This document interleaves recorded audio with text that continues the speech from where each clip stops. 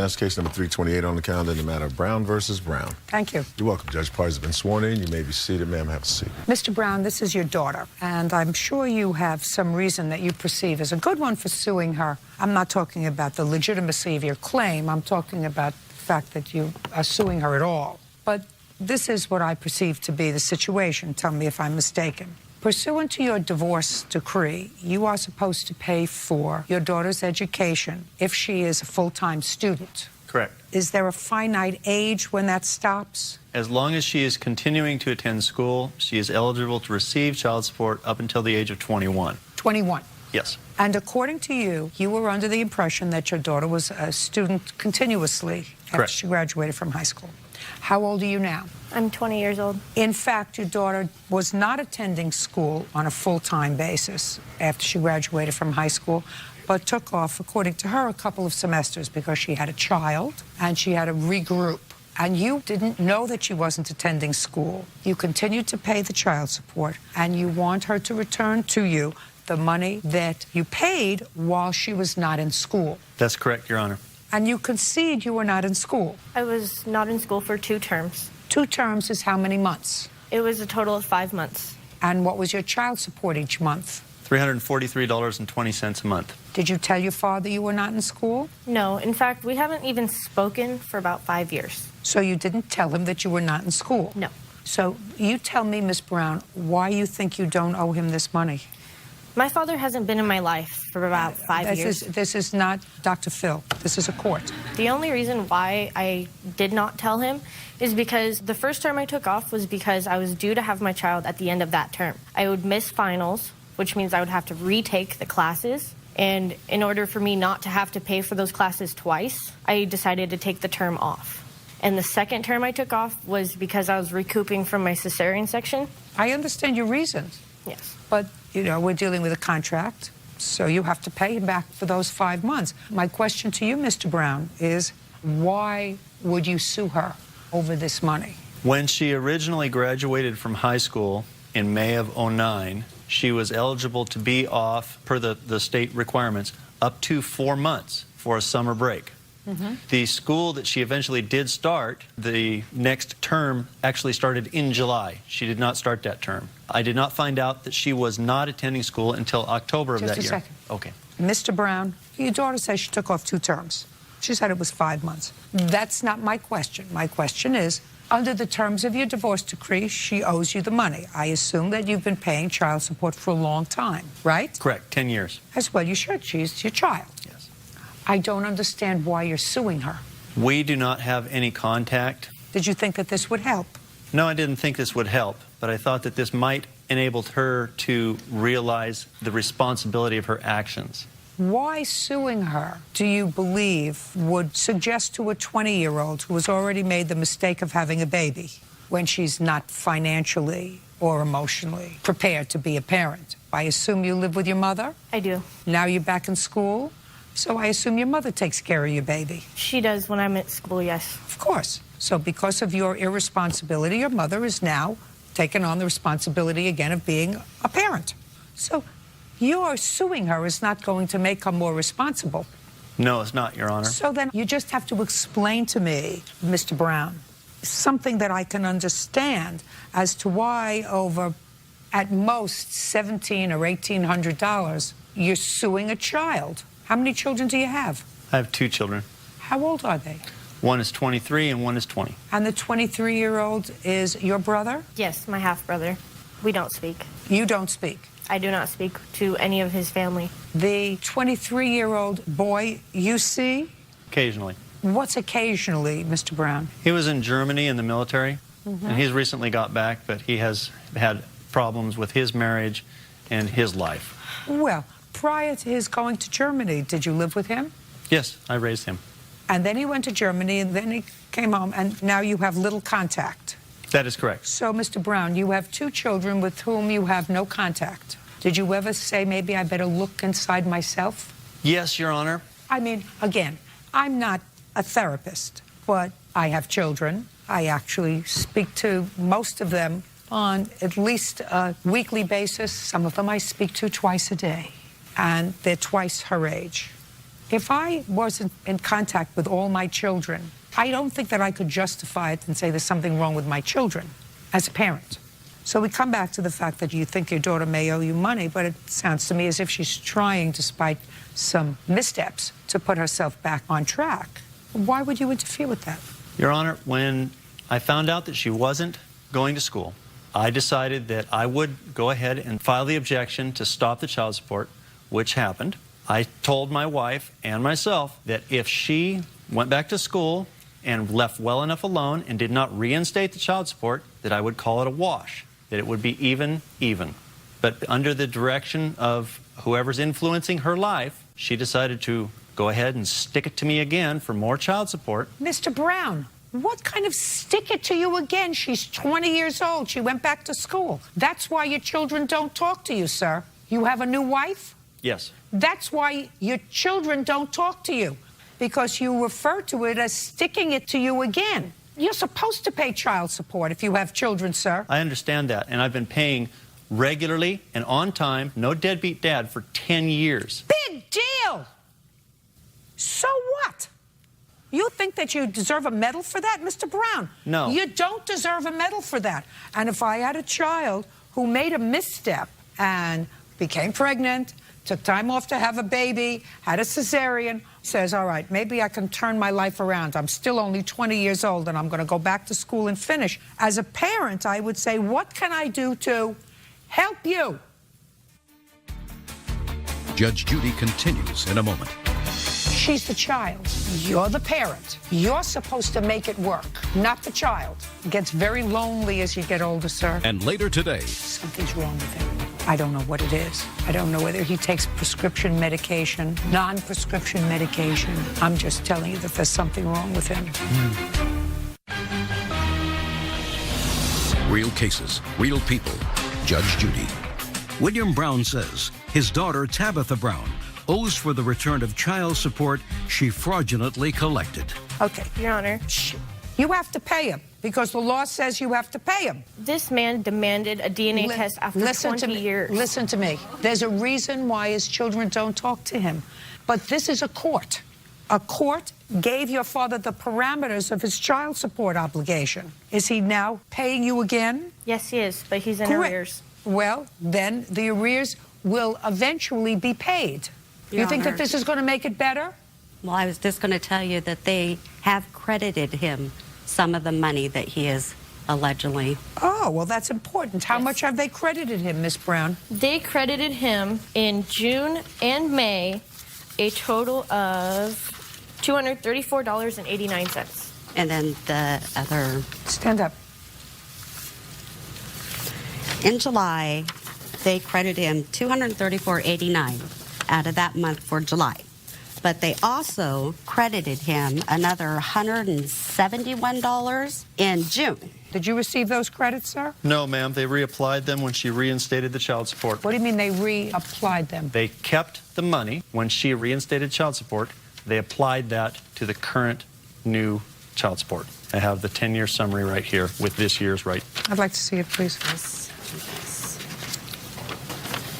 I have a page showing that in July, when they reinstated his child support, that his balance was actually $234 in a credit. I got so it. he didn't have to I pay got it. that money. Miss Brown, I think that your father makes a terrible mistake to bring this lawsuit.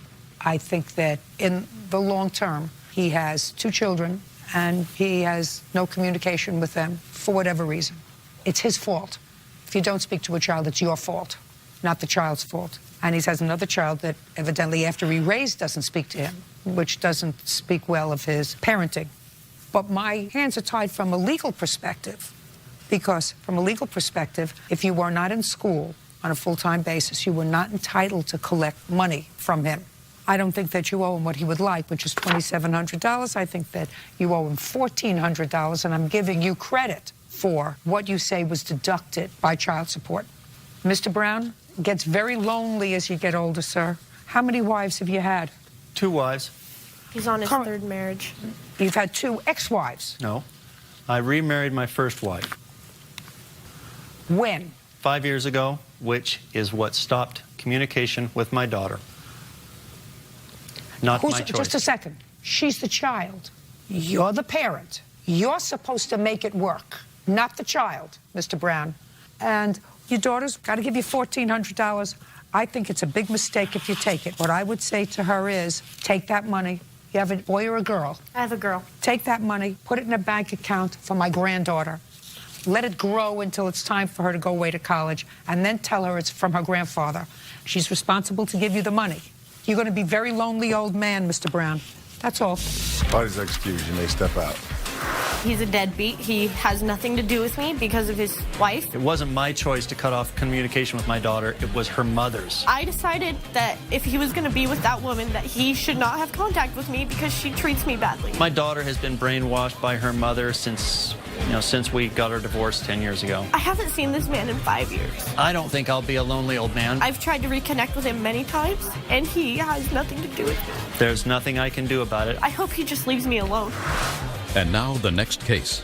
All parties in the matter of Wright versus Thomas. Step forward. Delight Wright is suing her ex-boyfriend, Gregory Thomas, for a $1,000 loan and for the cost to store his Jaguar. Mr. Thomas, what year Jaguar is parked in Miss Wright's garage?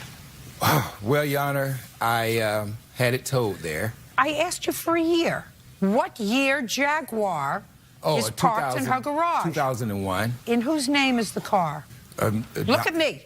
In whose name is the car? Donna's.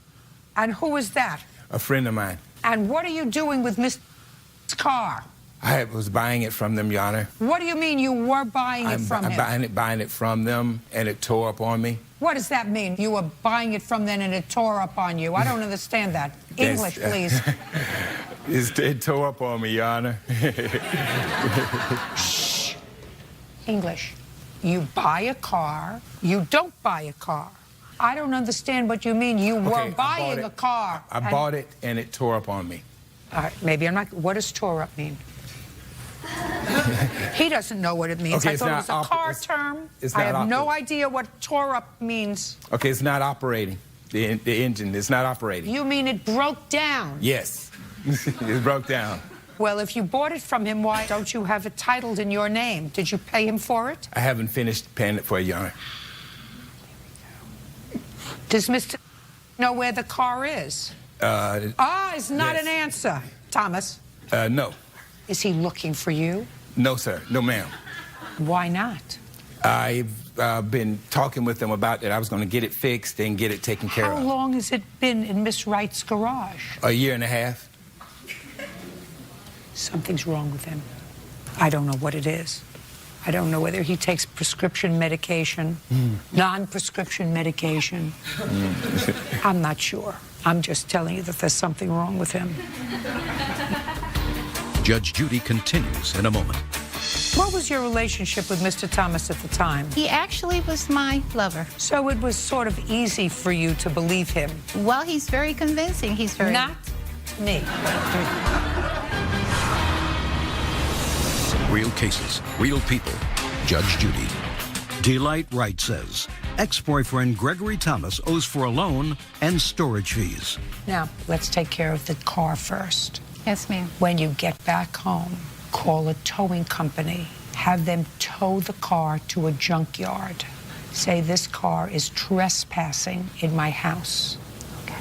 He's going to pay as part of a judgment against him for you to have it towed. If they won't tow it for you to a junkyard, have somebody put it out on the street. Police will come and take it if it's in the middle of the street. Do you understand? Yes, ma'am. Unload it. Get him out of your life. Okay. Don't give him a chance to come and get it because he's a little bit off. Okay. Got that so far? Yes, ma'am. Yeah, so that takes care of the car business. And it will probably cost you $100 to have somebody come, hitch it up, tow it out of your garage, and put it on the street for them to take away. So that's what she's going to do. She's going to tow that, and she's going to do that tomorrow. Do you understand that? Yes. Perfect. Next. Did Miss Wright give you $1,000? Yes, ma'am. When? Oh, about the middle of March. Of 2000 and? 2000 and now it'd be 8. When, Miss Wright, did you give him $1,000? I gave it to him March 26, 2009. In 9. Yep. It was a loan. See, sometimes when you take medication, Mr. Thomas, your mind just races. Okay, just... And what did you give him the money for? Mr. Thomas had asked me numerous times to loan him $1,000 because he had this great opportunity to have a government bid. He had $14,000. He only needed an additional $1,000 more to equal $15,000. Sounds like one of those internet scams. No, this was for a government bid. No, I understand, but it sounds like an internet scam. Did you ever see a bank book where he had $14,000? No. Did you ever see a savings account? Did you ever see evidence that he had $14,000? No. Well, supposedly it was this great opportunity for him, chance of a lifetime. He's a civil engineer. And he had most of the money. All he needed was $1,000. Yes. And what was your relationship with Mr. Thomas at the time? He actually was my lover. So it was sort of easy for you to believe him. Well, he's very convincing. He's very... Not to me.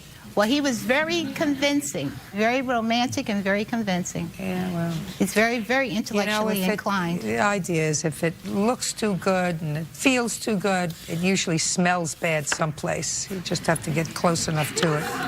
Well, I think I had pretty bad judgment because I had been divorced for years. I was not dating for years. Just a second. He was an exercise in bad judgment. Yes, he was. That's it. Judge Judy continues in a moment. Are you the victim of a scam? Go to judgejudy.com or call 1-888-800-JUDY. Okay, so right now you're suing him for $1,800. You're suing him for storage fees for this ridiculous Jaguar that he's probably hiding from the rightful owner. You're going to have that towed, and then he'll have to go deal with it. You want your $1,000 back. He's a scam artist. You're going to get your $1,000 back plus $100 to get the car towed out of your garage. Okay. Did you have dinner with him last night? No, I haven't seen him. Perfect. Don't go near him. Okay. I mean, lunch, a drink, or anything. Just stay away from him. I felt as though he took advantage of me because he knew I was took advantage of you. Because I'm thinks older than him. Yeah, whatever. Listen, you're going home today? Tomorrow. Tomorrow? Okay, so you'll have to wait until tomorrow or the next day to get the car towed. And then he'll have to go chasing around to try to find it. Judgment for the plaintiff in the amount of $1,100. That's all. Thank you very much. That's all. Please excuse me. Step out. Thank you. Judge Judy continues in a moment. And on the next Judge Judy. Yeah, it's case number 342 on the calendar in the matter of Sheehan versus Farnham. Thank you. You're welcome, Judge. Parties have been sworn in. You may be seated. Ma'am, have a seat. How old are you, Mr. Farnham? 47. You have a band? Correct. How long have you made your living that way? 26 years. Where do you work? I'm unemployed. What do you mean you're unemployed? I thought you had a band. Oh, with the band, I'm the guitar player. Now, when you say you're unemployed, what do you mean you're unemployed? How do you support yourself? I do the band part-time. And what do you do full-time? Air conditioning. And when you say you're unemployed, did you lose a job that you had? Correct. When? June 1st. June 1st, 2010? Correct. How long had you had that job? 23 years. And did the company close? No. You just got let go? Yes. Did your getting fired had anything to do with drinking? No. Theft? No. What were you arrested for so that your band couldn't perform at the plaintiff's wedding? I object to that because... I don't care what you object to, sir. Okay. You chose to come here. I didn't drag you here. I didn't handcuff you. You voluntarily showed up. Yes, Your Honor. State felony theft. Is that matter resolved? Yes, it is. Was it resolved with a plea, a trial, or an acquittal? The charges were dropped. Did you agree to pay any sort of restitution? Yes.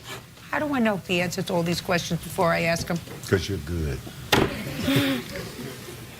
How much restitution did you agree to pay, Mr. Farnham? $2,700. To whom? To National Instruments. When did you agree to pay them the $2,700? By the 30th of November. Did you pay them? Yes. Where'd you get the money from? A contracting job I just did. Contracting. It's actually a loan. It was a loan from a personal friend. How did it go from a contracting job you just had from a loan to a Well, it was a personal loan friend? at first until the work was completed. What does that mean, sir? It means you did some work for somebody, they paid you in advance? That is correct, and I signed a loan document with them as well. Right, but you got paid in advance for a job. What kind of job? Some home remodeling. See, Mr. Farnham. Now, Ms. Sheehan, this is your complaint against Mr. Farnham. Now that I figured out who he is, so that I know right off the bat who Mr. Farnham is. You signed a contract with him for his band to perform at your wedding. Yes, ma'am. And you paid him. Correct. How much? I paid him in 2 installments, a total of $2,300. And he didn't show up. No, ma'am. So you had no band at the wedding? No, ma'am, we didn't. And you not only want your money back, but you want some punitive damages as well, because you planned this wedding for a long time. Right. And wedding was not what it should have been because there was no band. Right. Go. I'm ready to hear you. I was incarcerated. I had no way of being there. Item number 2 in this contract states that acts You of were God. incarcerated when? The 20th of July. That's when you were arrested. Where were you arrested? Austin, Texas. In your home? Yes, And you remained in custody after the 20th of July? that is correct. Who else lives in your home? My wife. Does she work? Yes. What does she do? She's a commercial real estate agent. So she's not an idiot. No. And how long have you been married? 15 years, 16 years. So your wife, who is a business person, knows that on the side you make money by working in a band. That is correct. And it's your band. It's not an answer. Yes, that's correct. And when you were arrested on the 20th of July, was your wife at home? Yes. How many other people are in your band? There's a total of 8. How many of them were arrested? None. Why didn't 7 of them show up at her wedding? Because I hadn't sent the information out yet. What's wrong with your wife? She doesn't have anything to do with the band. She doesn't have anything to do with the business, didn't want to, didn't even like it. I don't care whether she likes it or not. She ate the food it provided. I was just answering your She question. ate the food it provided. She lived under a roof that it helped support. So it sounds to me, Mr. Farnham, that when you're arrested on the 20th of July, you TCB, take care of business. You call wifey and say, you know what? I've already been paid for a wedding. Somebody's planned this wedding for months. Let the band know they have to show up on the 24th. I don't care whether you like them or not. This is the second, whatever he is. Let him know that this is where he has to go. Or call up Miss Sheehan and let her know that I've had some difficulty. Give her the number of the band. You do something rather than act like an idiot. I agree. But she wouldn't accept the calls. Who wouldn't accept? My wife would not accept calls. What about the second in command of your band? They wouldn't accept calls. I don't believe you. Well, I'm I don't sorry. believe that you even tried. Okay. I don't believe that you even tried to call the band. I don't think that you were concerned about it. I don't think that you gave a rat's behind about it. I think that you just ignored it. Well, I'm sorry you feel that way. Well, that's what happened, sir. But it's not what happened. That's exactly what happened. Okay. That's exactly what happened. How long were you incarcerated? 2 weeks. How did you get out? I posted bond. Who posted bond? The law firm and associates. How did you reach them? Through a friend. Through a friend. How did you reach the friend? Well, after about a week and a half, I got to use How the did phone. you reach a friend, sir? Telephone. Huh? Actually, Now not. now you're figuring it out, Mr. Farnham. I understand. When it was your own behind that you were worrying about, you managed to make whatever calls were necessary to get you out. When it was a commitment that you made to somebody else for a very important day, it was the farthest thing from your mind. Now, I can understand that if you've been arrested for the first time and you're incarcerated and you're absolutely beside yourself. That doesn't mean you make any excuses why you don't return her money. Judge Judy continues in a moment. When did you find out that he wasn't showing up at the wedding? We finished the ceremony and we got to the reception, and the whole bridal party was waiting outside the door of the reception hall. So you didn't find out until the day of the wedding? We didn't find out until we were walking in. Nice. And later today, I know troublemaker attitudes when I look at them. I've been in this business for 40 years. Yeah, I can tell. Why? I don't look that old, do I?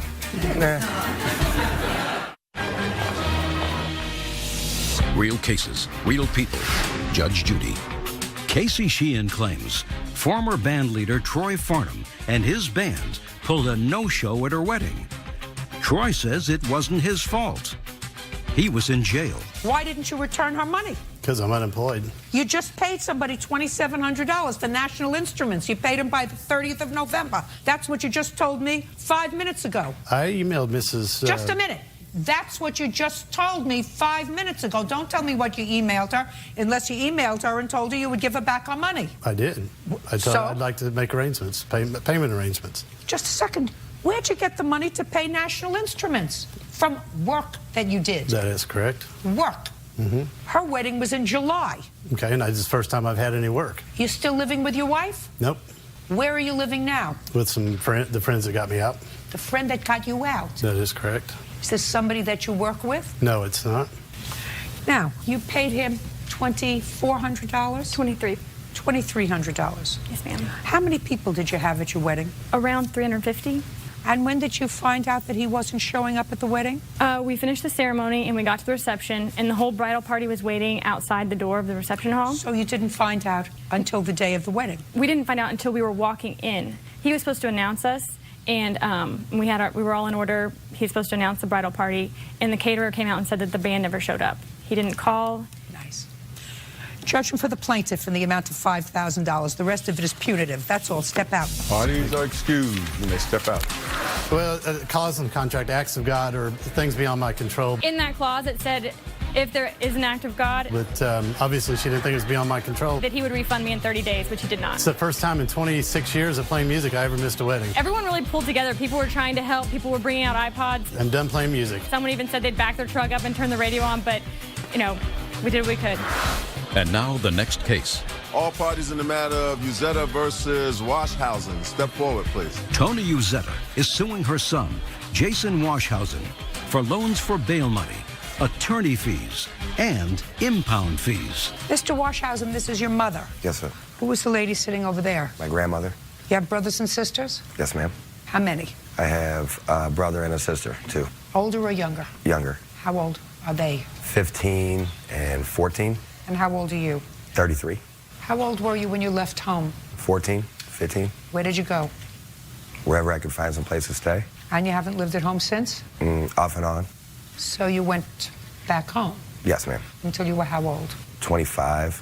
And when did you get married? 2007. Is that the first time you got married? Yes, ma'am. You have children? Yes. How many? 4. How old are they? 13, 11, 9, and 3. Are all the children products of your marriage? No. 3 of them are, 1 of them isn't. Well, you were married in 2007, so you were evidently with your now wife well before that. Yeah. When were you arrested, which is the subject of this case? 2009. I don't know the date. What were you arrested for? 2nd-degree robbery. Is this the first time you were arrested? No, ma'am. Have you ever been incarcerated over a period of more than 30 days? Yes. When? From the year 1996 to 2002. For what? Grand Theft Auto. Actually, 94 to 96, and then 96 to 2002. It's a long stint, so I assume that that wasn't your first arrest. No. Is the robbery case concluded? Yes. You've been arrested since 2009? No. Good. Yeah, that's good. Are you working now, Mr. Washhausen? Yes, ma'am. For whom? Complete Comfort and Cooling. Working full-time? Yes, ma'am. For how long? I've been with them for the last month. Before that, what were you doing? I worked for Bryant and Company Roofing full-time and just moved to a better job. Does your wife work? Not at the moment. Your mother bailed you out of jail in 2009. Yes, ma'am. She paid for your lawyer. She paid for a down payment on my lawyer. Then there were some impound fees that were the smallest part that you say you paid her back for. I paid my father back 500 of it for the car that was purchased that they had got for me. But for the impound fees, no. So you did not pay them back the impound fees? I paid for the vehicle, but not the impound fees. I'm not talking about the vehicle. I'm talking about the impound fees. I didn't pay back in cash, but I came out and painted the house, came out and did chores around the house I don't when get she chores. asked. I'm not interested in chores. Okay. How much altogether did your mother pay out because of your 2009 arrest? 1,500? She says 1,700. You're close. Let's say it was 1,500. Okay. Why do you think she should pay that for you? It's my mother. You're not 17, you're 33. She's been doing this for me since I was 16. She's fed up. She shouldn't have volunteered. She's finished. She shouldn't have volunteered. I didn't call her and ask for nothing. See, she's finished. Okay. Call your wife. Let her get a job and bail you out. Call your mother. She's done. Judge Judy continues in a moment. What are you looking at him like that for? Because his mother didn't even raise him. His grandmother did, and she's getting all the credit for this. Nobody's taking any credit. He needs to speak up and just tell you what's going on. Real cases, real people. Judge Judy. Tony Uzetta claims her son, Jason Washhausen, owes for loans, bail, and attorney fees after he was arrested for theft. Now, she's very happy that you're working. She's very happy that you haven't been arrested in 2010. She's very happy with all those things. She wants her money back for your last robbery arrest. She feels very fortunate that the witness against you failed to appear, which is why your case was dismissed, correct? Correct. She feels very happy about that you're not going back to state's prison, because on a robbery case, after a long stint on a prior felony, it could mean a lot of time. Your 3-year-old would be in his or her 30s by the time you got out. Correct. Yeah, I know. Your mother has had it with you. Okay. You haven't spoken yet. Did I say anything you want to modify or correct? No, it's not his wife. It is his ex-wife. It's his ex-wife. It's his ex-wife. He didn't tell me that. It is his ex-wife. They have been divorced for probably a little over a month. And he did call, and he was begging from the jail to please get him out, and that he was very, very concerned it would be his 3rd strike, and that he would go back to jail for a very long time. So it was very, very emotional for me, because he does have the 3 kids, and I didn't want them to be without their dad. Says he has 4. Well, the 3 that of his own, and then he does have 1 with Terry. So he does have his 4 children then. Well, is one of them his ex-wife's child, or are they all 4 his biological children? No, 3 of them are his biological. 2 of them live with him. 1 lives in Alabama, and then Terry has 1 that lives with them. So he has 3 daughters and basically a son, which is a very difficult situation. I've done a lot for Jason, but I really don't believe that this amount of money for the impound fees, for the attorney fees, should be on me. Me neither. I am done. His problem, his robbery, his fortunate experience with a witness, it's his problem. Yes, Your Honor. It's caused a lot of dissension in the family. I didn't even have him for Thanksgiving this year. I wasn't invited. I know. She said I didn't have you for Thanksgiving. Hopefully, maybe by next year, sir, you stay out of trouble, because you've clearly, based upon what you told me, you've been in trouble since you were 15 or younger. Hopefully by next year you'll have a track record of a couple of years clean, and your mother might have a little more confidence in your ability to stay out of trouble. What are you looking at him like that for? Me? You. Because his mother didn't even raise him. His grandmother did, and she's getting all the credit for this. Nobody's taking any credit. What do you take? Technically speaking, he needs to speak Your up Honor, and just tell you what's going on. my grandmother and grandpa bonded me out of jail, okay? She said she was making payments to my grandpa. I called my grandpa. There was no payments made to him. Just a second. You want to write the check to your grandparents? I'd rather have, yeah. I've paid back all the money to my to my mom and dad. I did have to borrow money from them because I don't have $1,000 laying around. I paid back all the money, and I have the receipts. It doesn't make any difference. Listen to me. What's your last name? Washhausen. Don't be a troublemaker. Your Honor. You shh. Listen to me very carefully. I have a feeling that you could be a troublemaker. Yeah. Yes, very much. Listen to me, sir. Listen to me carefully. I'm the one who's kept him out of Just a trouble. second. Quiet. Trust me. I know troublemaker attitudes when I look at them. I've been in this business for 40 years. No, I can tell. 40 years. Why? I don't look that old, do I? Nah. But I want to tell you, I can look at trouble. Judge Judy continues in a moment. Are you in a family dispute? Go to judgejudy.com or call 1-888-800-JUDY. I can also tell you the following, sir. Whether she was a great mother, not a great mother, whether you only have one of those. And your grandmother, maternal grandmother, you only have one of those. Correct. You can have a lot of these. You already have 2. Not wives, but girlfriends with whom you've had children. You've already had 2. You're only 33. You got another at least 30 years to go to continue to have girlfriends. I don't want them. Yep, just a second. You may say that now. I want you to trust me on this. This is not going to be your last one. I want you, trust me on it. That she knows of, or that I, you know? No. She's not going to be your last one, period. You are always going to have uno mother, uno maternal grandmother. And if you get into trouble 5 years from now, I guarantee you, you're not going to call her. Because if you call her, she's going to hang up on you. Sometimes you have to trust people who have a little more experience than you. I'm looking at you right in the eye, sir, and I'm telling you, I mean, I get what happened with this case of yours. I do get it. I get what happened. I get what your exposure was. I get why it was urgently important for you to be out. I get that whole thing, Mr. Washhausen. As much as I get it, and if you're looking in my eyes, you understand that I get it. That's how positive I am that 20 years from now, other than the fact that you made a couple of children with her, she's going to be a faint memory. You think? Don't let her, Your Honor. Don't let her interfere with your family. Let who? I don't want her interfering with my family. Listen to me. Listen to me. Your head's in the wrong place. It's been in the wrong place since you're 15. You'll probably spend 30 to life someplace, unless you're smart. Start getting smart, sir. You owe your mother $1,500. Judgment for the plaintiff. That's all. Thank you. Parties are excused. You may step out. Judge Judy continues in a moment. Yeah, it's case number 378 on the calendar in the matter of Hayes versus Ginter. Parties have been sworn in. You may be seated, ladies. Sir, have a seat. Mr. Hayes, it is your claim that the defendant has some property that belongs to you. Yes, ma'am.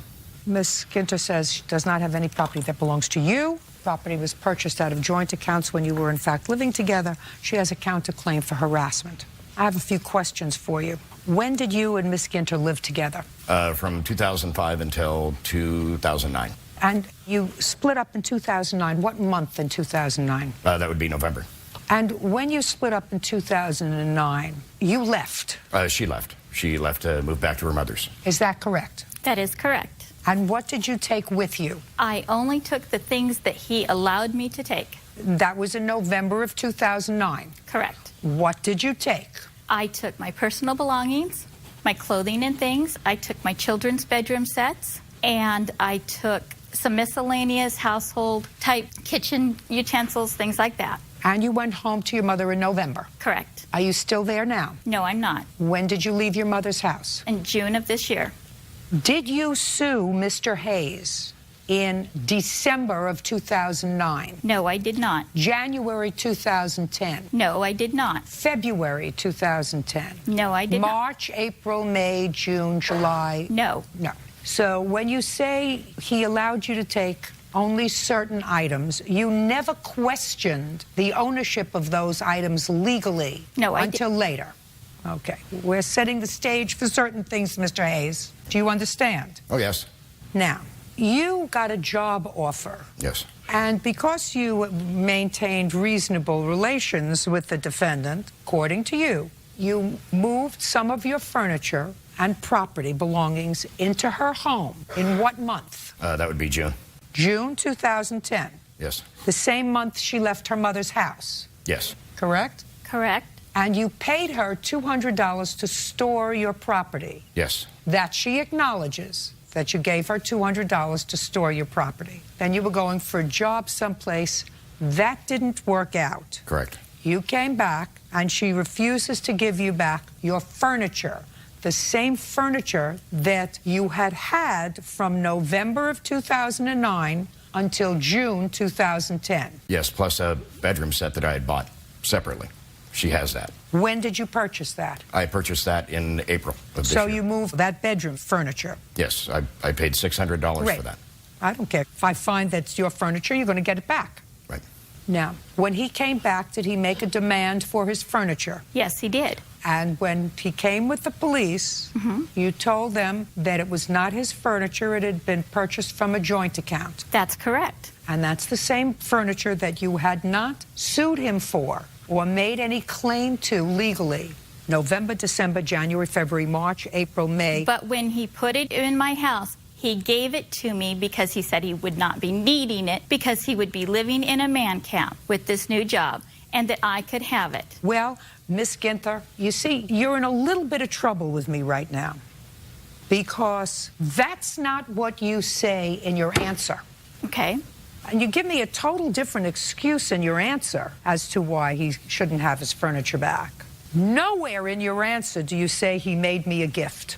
No, I don't. No, just a second. So either you have to be telling the truth now, or you have to be telling the truth when you swore to your answer.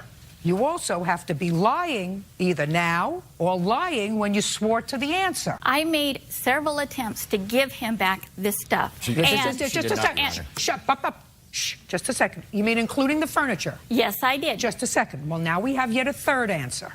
So the third answer is now you made attempts to give him back the property. Because I wanted him to quit posting things.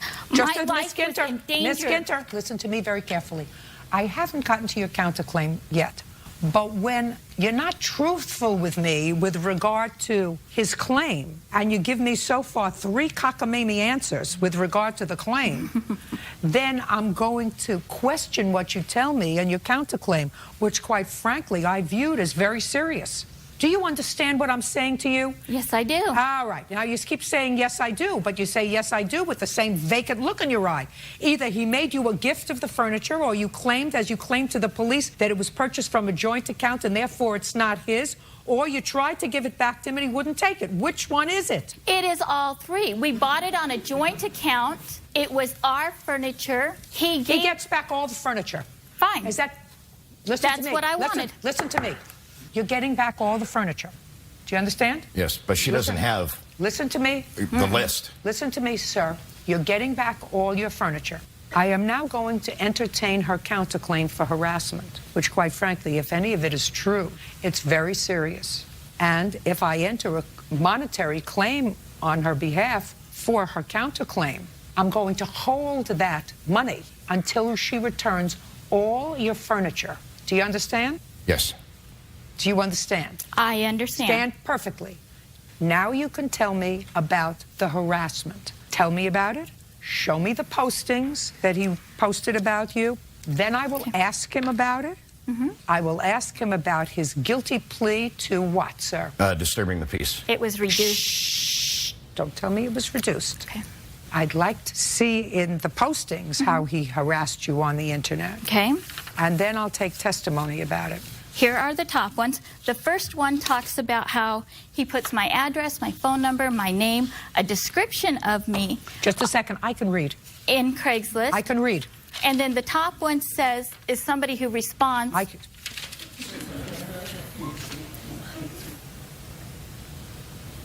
Did you post this, sir? 45 to the forehead, make it look like a home invasion, one less thieving, R.I.P. Did you post that? No, I don't. Did you post that? No. I didn't post anything like that. The things I posted on Craigslist were my property. I put it on Craigslist because she took it and I didn't want her to have it. Just a second. I'm reading the email, sir. I'm trying to find out whether you did it when you were sober or drunk. Do you understand? Yes. Judge Judy continues in a moment. You know, and you're going to die. I mean, you died in a horrible car crash. Don't you know any other words? I was pretty angry. I was drunk that night, too. I have a feeling you're drunk a lot. And later today. So it's the babysitter's fault. It's ridiculous! Would you like to see the pictures of it? I don't care to see the pictures. It's a ridiculous counterclaim. I never heard anything so ridiculous. Real cases, real people. Judge Judy. Mark Hayes says ex-girlfriend Deanna Ginter refuses to return his belongings. Deanna claims Mark abandoned the property at her home. She is countersuing, claiming Mark has been harassing her over the internet. I want you to show this to the plaintiff, please.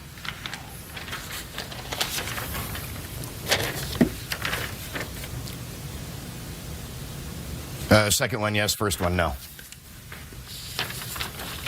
That second one was posted when I was in my hotel room after I called the police and went to get my stuff with the U-Haul, and she wouldn't give me anything back. I was on the phone with the police. I don't care. And I think that you posted both of them, even if you posted only one of them. It's awful. But her taking all my property isn't awful when I show up there and I have to call the police? Listen to me very carefully, sir. She didn't take your property. You put your property in her house and you paid for storage. That's what courts are for. That's what I just said to the defendant a moment ago. I said, you made no claim to that property November, December, January, February, March, April, May, until he put the property in your house and then came back for it, and then you didn't give it back to him. I said, the reason I'm not even entertaining the claim that it's yours is because he left, he took the property, and you didn't sue him. That's what you do to someone who you believe has property that belongs to you and is retaining it.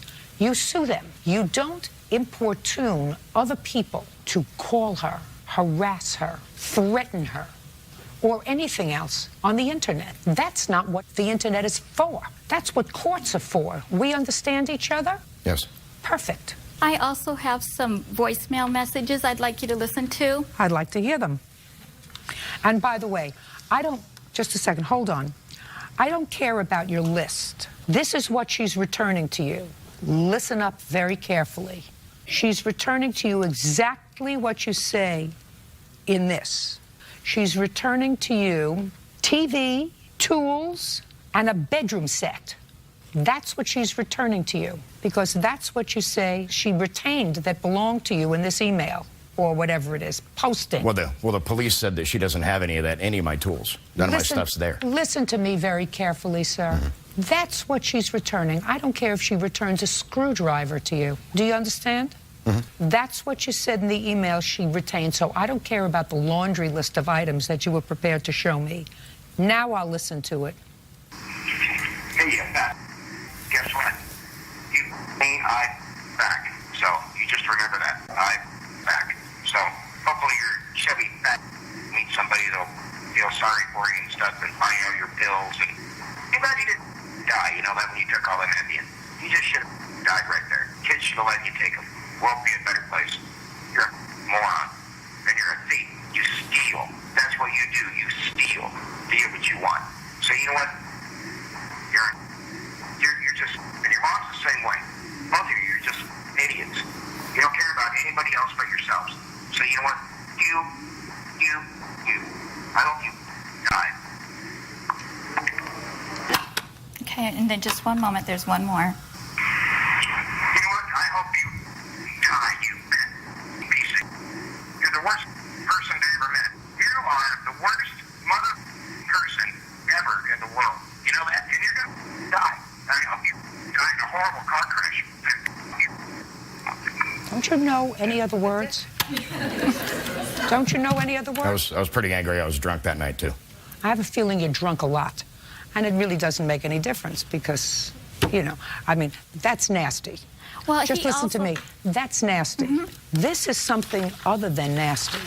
This is dangerous. He this also is put dangerous. on there that I would be a sex slave. I received text messages, phone calls. No, because this is dangerous. Yes. Posting it is dangerous. That's why I'm awarding you $4,000 on your counterclaim. That's what you're suing for. That's what I'm awarding you. You're going to get it as soon as he gets back his TV in good shape, his bedroom set it's perfect. In good shape, and his tools. Okay. Do you understand? I understand. Perfect. You have your TV, you have your bedroom set, you have your tools, and you have a big mouth. The big mouth is going to cost you $4,000. Thank you. That's all. Parties are excused. You may step out. He thought we were going to get back together. Yeah, it just disintegrated. And he thought he could move in and everything would be happy. She stole everything I had. And he found out it wasn't going to be that way. Every single thing I had, she stole. Very, very hurtful. More frightened than hurtful, though. She got my truck repossessed, then... Because I was scared for my life. I kind of had a lot of animosity. Hopefully he doesn't do it to anybody else. And now the next case. All parties in the matter, Sandberg versus King. Step forward. 18-year-old nanny Felicia Sandberg is suing former client Cassie King for unpaid babysitting fees. Cassie claims Felicia's services were substandard. Ms. Sandberg, it is your claim that Ms. King owes you babysitting services that you performed and she didn't pay you for. Ms. King's defense is not that you didn't work the hours, because I've read your answer very carefully. Your defense is that you didn't think her services were adequate and therefore you did not pay her. Correct. And you have a counterclaim because you say that while your two little children were in her care, they wrote with some marker on your couch and you had to have your sofa cleaned. You think she's responsible for paying for that? I do. All right, so let's get some things straight in my mind. Judge Judy continues in a moment. I don't give a rat's behind what you were looking for. You ate the hamburger. And if you eat the hamburger, you've got to pay for it.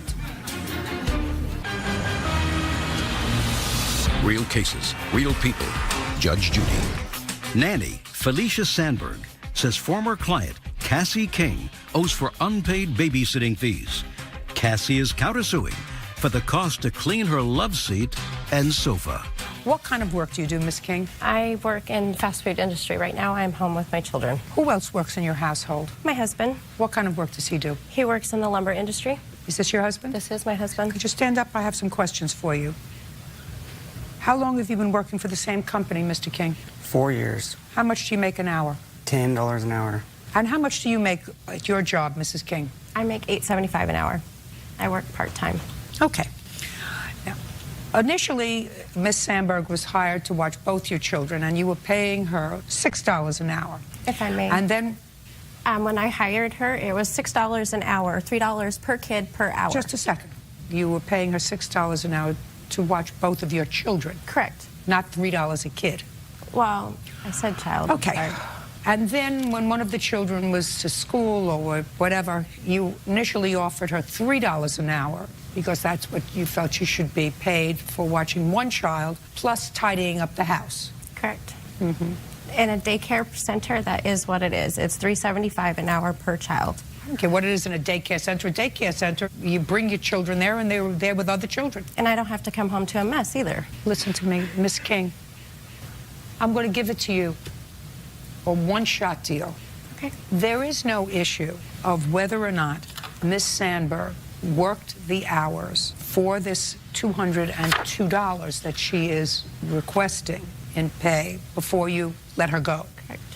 The issue is whether you were satisfied with her service while she was performing those services because you claim she slept on the couch, you claim that she came home one day and found the house untidy on more than one occasion. You claim that on one occasion you came home and found a chair in the middle of the kitchen, which suggested to you that your little 3-year-old was trying to get his own food. Correct. All of those things. So now I'm going to go back to what you do part-time. You work in the fast food industry. Correct. What do you do in the fast food industry? I work as a waitress, if you will. Okay. Let's say somebody comes in and orders a hamburger and fries, and you serve them. Mm-hmm. And they take their burger and fries, and they go to the table, and they eat it. And then you present them with a bill. And they say, we're not paying the bill. I didn't like the burger and fries. And you say to them, well, if you didn't like the burger, if there was something wrong with it, why didn't you bring it back before you finished it? Correct. So that I could make you another one.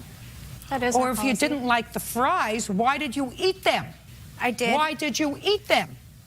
You understand where I'm going, Miss King? I do, and I If did. you found her services to be substandard, then you pay her for her service rendered. The first time you're unhappy with her care of your 3-year-old, and you find somebody else. I was looking for somebody else. I don't give a rat's behind what you were looking for. You ate the hamburger.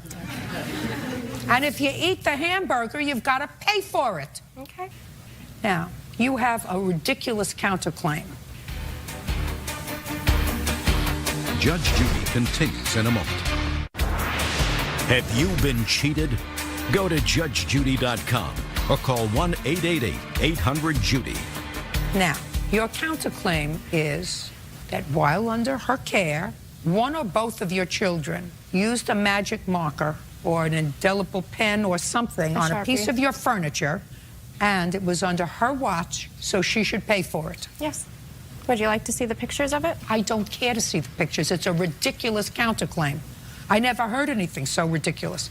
It's almost like saying, well, while under her watch, she served my son a peanut butter and jelly sandwich, and afterwards he took the plate and he dropped it on the floor. And if she had been watching him more carefully, he would not have dropped the plate on the floor, and therefore she owes me a new set of dishes because It was 1 out of 8 dishes. Now I only have 7, and I can't replace the dish, so it's the babysitter's fault. It's ridiculous! Counterclaims dismissed. $202. Judgment for the plaintiff. Honor. That's all. Parties are excused. You may step out. Judge Judy continues in a moment. And on Parties have been sworn in, Judge. You may be seated. Folks, have seats, please. Ms. Benson, according to your complaint, you and the defendant were very good friends and decided to rent an apartment together. Both signed the lease for 1 year. Problems arose very early on. Within a few months, the defendant became impossible to live with.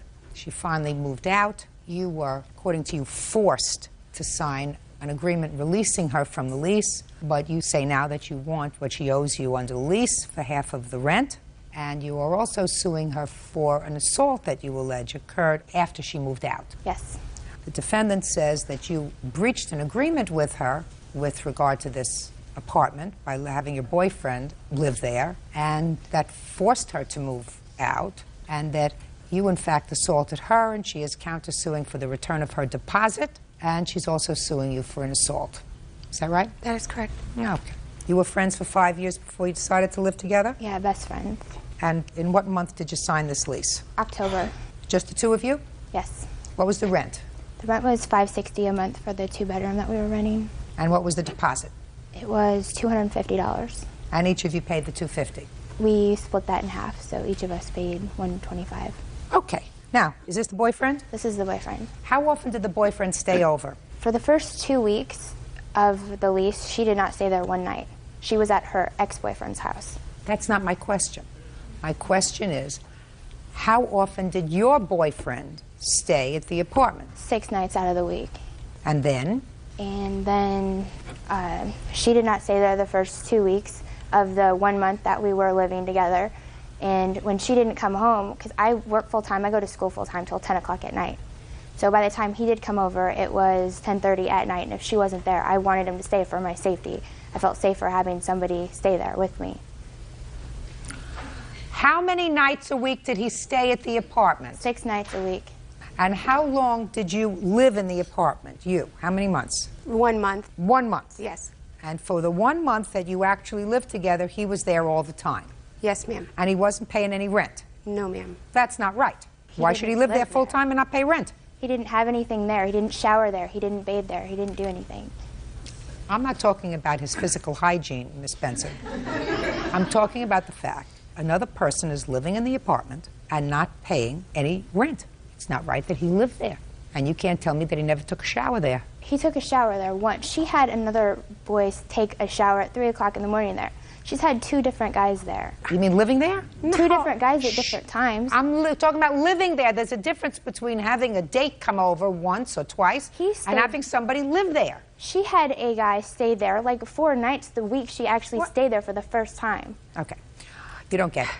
Okay, so then you decided, after he's living there, you decided that you wanted out. So you asked her if you could leave. Well, I specified before I even moved in with her that he could stay over 3 nights a week at the most. I stressed that over and over.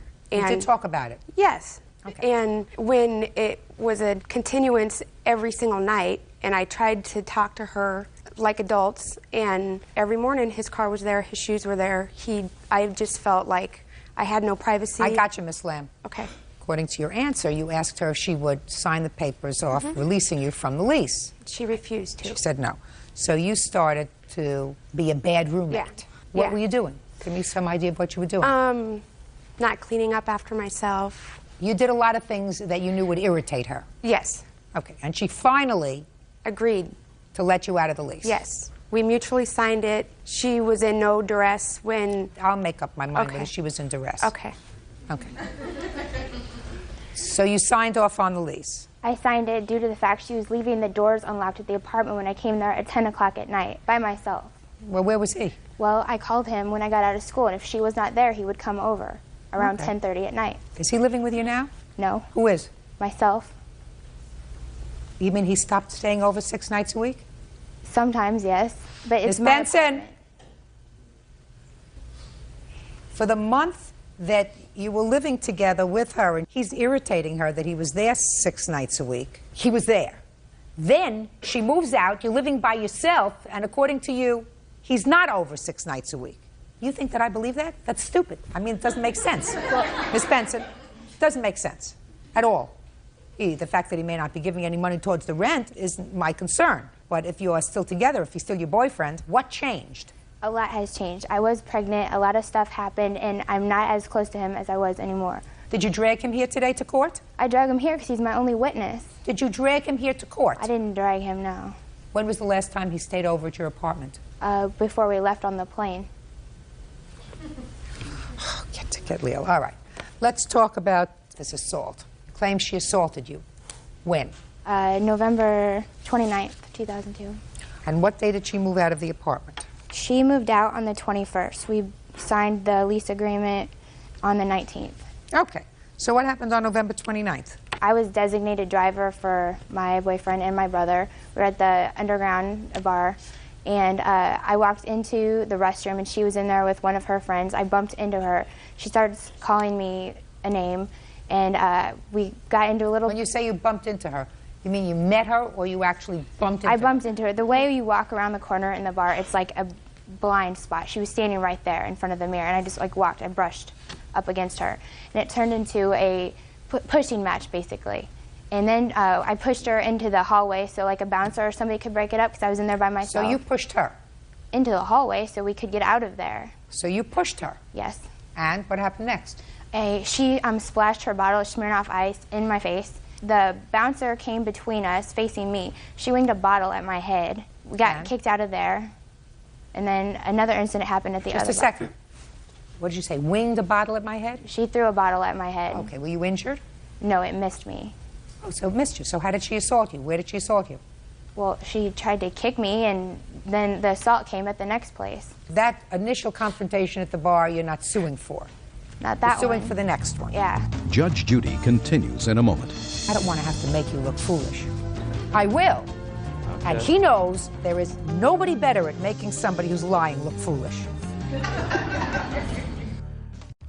Real cases, real people. Judge Judy. Amanda Benson says ex-roommate Amy Lamb owes for breaking their apartment lease. Amy says Amanda was allowing her boyfriend to stay for free. All right, so tell me what happened at the next one. I was leaving the next bar, me and my brother and my boyfriend, and we were walking out of there, and she was at the front door. When I tried to walk past her, she grabbed my shirt. She scratched my chest. The pictures didn't show up. Otherwise, I had pictures of a big old scratch on me. And she spit on me, spit in my face, and all I know is somebody she was with tried to throw a punch at me. Okay, and that's what you're suing for? Well, yeah, it caused a lot of stuff. A lot of stuff happened. Okay. Anybody arrested? No. Police called? No. Did you seek... Shh. I'm sorry. Did you seek medical treatment anywhere? Not for that. Well, that's all I'm interested in. Okay, now, Ms. Lamb, you say that she assaulted you. Yes, ma'am. So why don't you tell me your version of the events of the 29th? She came into the restroom at the first establishment, purposely ran into me, and she turned around and almost fell over. I believe she was intoxicated. I was drunk, or I was pregnant. Don't speak, Miss Benson. You have to be quiet. You had your turn. Go ahead. I tried to leave the restroom, and she pushed me from behind. My friend here witnessed everything, and the bouncer came out when we exited the restroom. There were drinks tossed, and she got kicked out and is not able to return to that establishment. And we walked over to the next place. Well, why did you leave if she got kicked out? Well, you all got kicked out. No, I didn't get kicked out. We just stayed, and then we went to another club. I was showing the doorman my ID, and she punches me in the face. I have a police report that has... Can I see it, please? Yes, ma'am.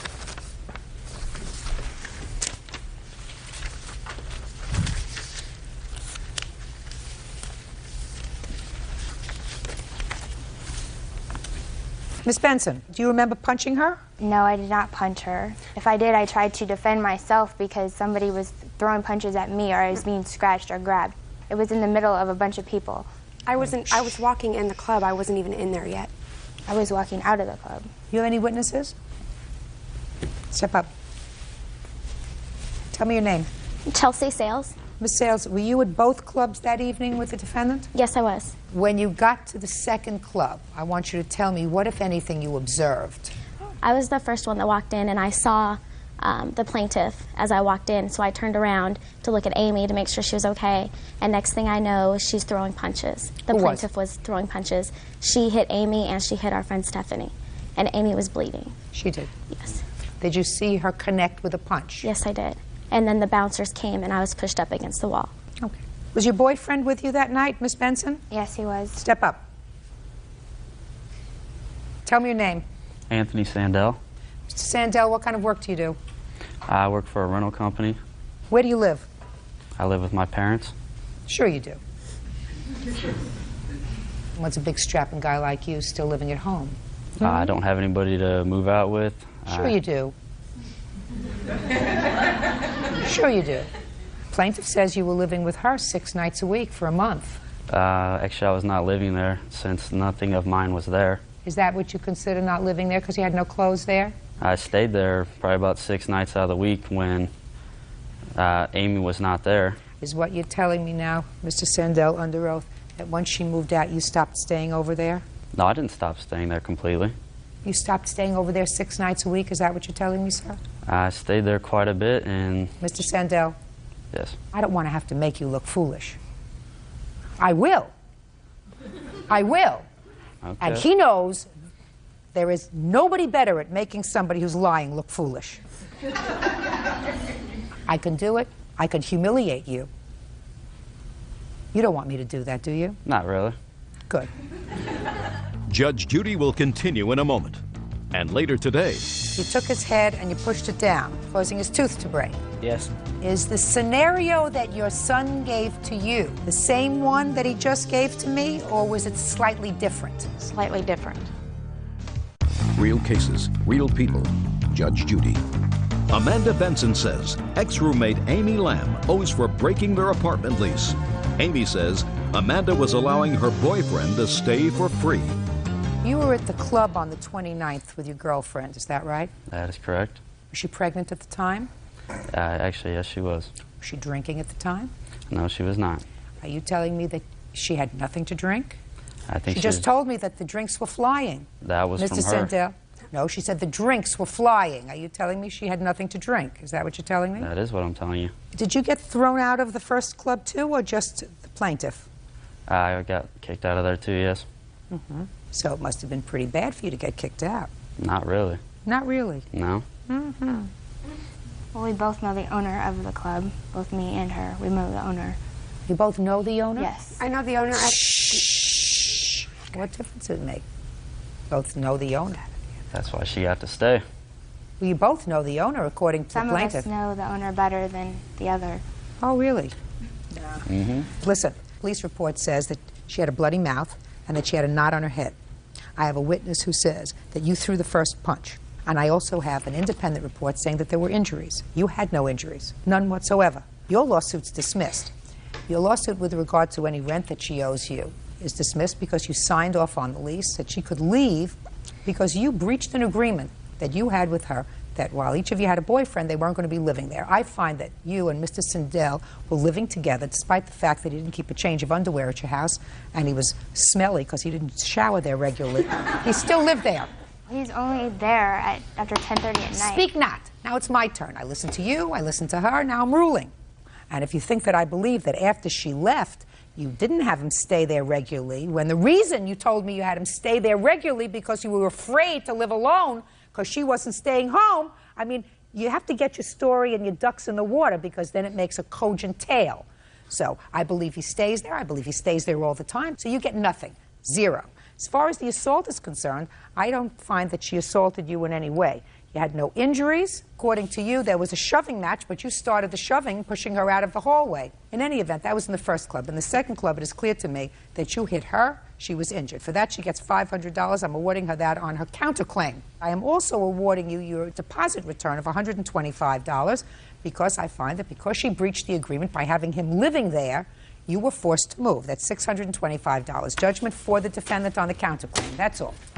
Parties are excused. You may step out. I think it's ridiculous. I'm just glad that I got a chance to tell the truth. She's been jealous of me forever. I tried to talk to her as an adult. I'm not letting her come back to try to be my friend again. She's tried numerous times and it's not going to happen. Everything came out as I expected because I had nothing to hide. And now the next case. All parties in the matter of Craiglow versus Donahue. Step forward, please. Water equipment operator John Craiglow and his son, 12-year-old Josh, are suing Josh's schoolmate, 13-year-old Chris Donahue, and his stepmother, juvenile detention officer Tammy Donahue. Josh claims Chris pushed his face into a drinking fountain and broke his tooth. Parents may be seated. Did this incident happen at a school playground or a park? It was in the hallway while I was getting a drink. Hallway where? In school? Yes. All right, Chris. He's getting a drink in school. Yeah. And for whatever reason that I assume you're going to tell me, you took his head and you pushed it down, causing his mouth to hit the spigot, causing his tooth to break. Correct? Yes. And why did you do that? We were messing around in the hall. What do you mean you were messing around in the hall? What does that mean? We were messing around in the hall. And I don't know what messing around means. Messing around could be making a mess. Messing around could be fooling around. And if it's fooling around, I want you to tell me exactly what that means. We're fooling around in the halls. Tell me how you were fooling around. We're bumping each other and... How are you bumping each other? With your hands? Yeah, we're just pushing each other around a little, and then we went to go get a drink, and... Then you both went to get a drink? Yes. Who got a drink first? Me. Did you get your drink? Yes. And then you stepped aside? Yes. And then he stepped up to the fountain? Yes. And is that when you pushed his head down? He was getting a drink first, and then I hit his head. I want you to listen carefully as to what you just told me. First, you're messing around, pushing each other around, fooling around. Is that right? Yes. Then you were thirsty. Yeah. And he was thirsty. Yes. So you got a drink. Yes. When you were finished getting a drink, you moved aside. Yes. And the very next thing that happened was he went to get a drink? Yes. And while his head was down was when you hit his head? Yes. Is that the story that your son gave you? Or was it some other story that you wrote in your answer? Judge Judy will continue in a moment. Stand up. Now you can stand up. You'll answer my question. Is the scenario that your son gave to you when you asked him what happened the same one that he just gave to me, or was it slightly different? Slightly different. Well, I want you to rely on the fact that the one he just told me was the truth.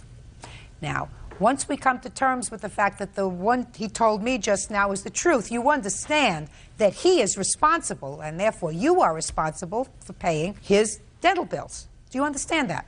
Yes. Good. Very, very foolish. Pushing, shoving, fooling around, messing around doesn't cause usually any injury. Do you understand that, Chris? Parties have been sworn in, Judge. You may be seated. Folks, have seats. Mr. Beester, it is your claim that the defendant assaulted you by kicking you repeatedly around the head and body. The defendant says she was merely trying, she acknowledges that she did kick you, but she says she was trying to protect her boyfriend from you. So you tell me about this incident. When did it happen? Happened on August 22nd on a Thursday night. Where were you? I was in my apartment with my wife and our 18-month-old little girl. Okay. What happened was we were trying to sleep, and we heard a lot of noise. We didn't know where, it was outside somewhere. So I had my wife, I said, just go up, get up out of bed and see what's going on. That's your first problem. Why did you send your wife out to find out what the problem was? Because my daughter, she likes to be with me, when we go to bed, and she only wants her dad, and she was holding on to me. Your 18-month-old daughter was sleeping in the bed with the two of you? Before we get to the rest of this case, let me give you some advice. That's a big mistake. Big time. You go to sleep, baby goes to sleep, baby's crib, baby's bed, baby's whatever. 18-month-old baby doesn't sleep with you. It's very cute, it's very sweet. When they're 9 and 10, it's not so cute anymore. Do you understand? You got that right. What?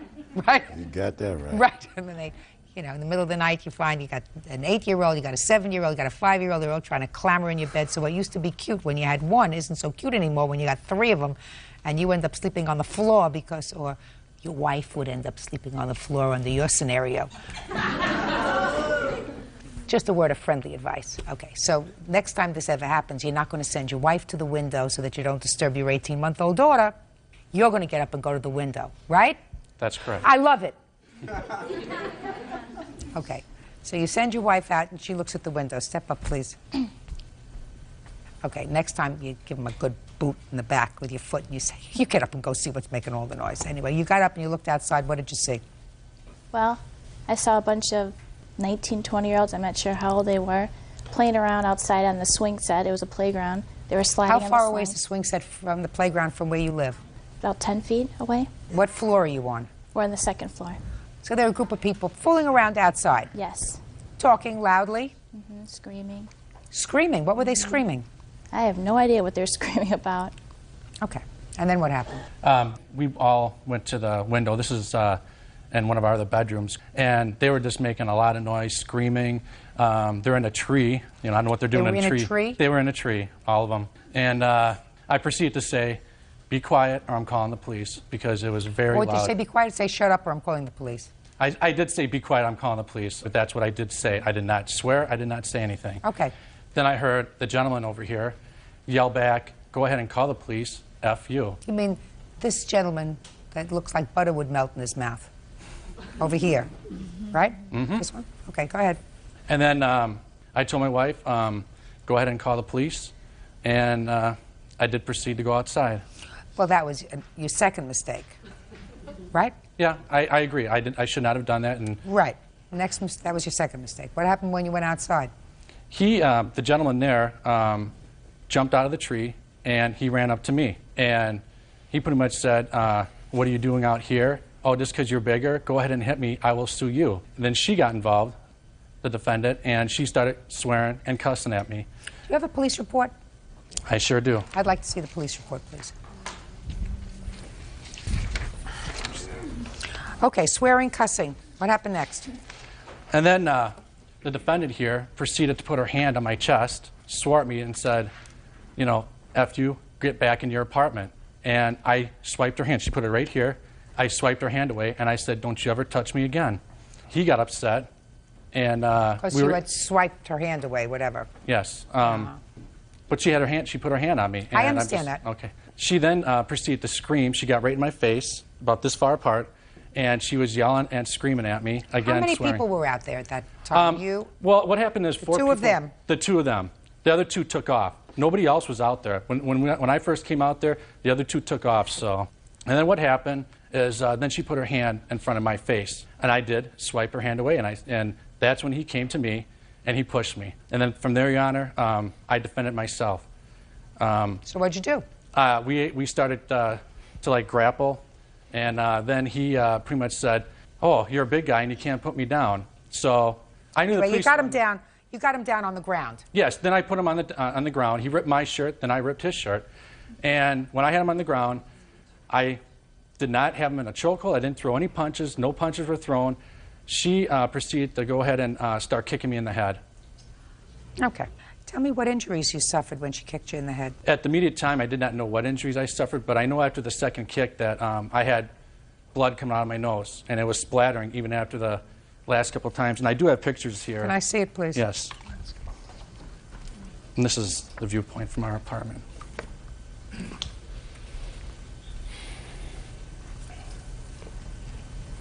I wiped off some of the blood, too, Your Honor, so it's not all there.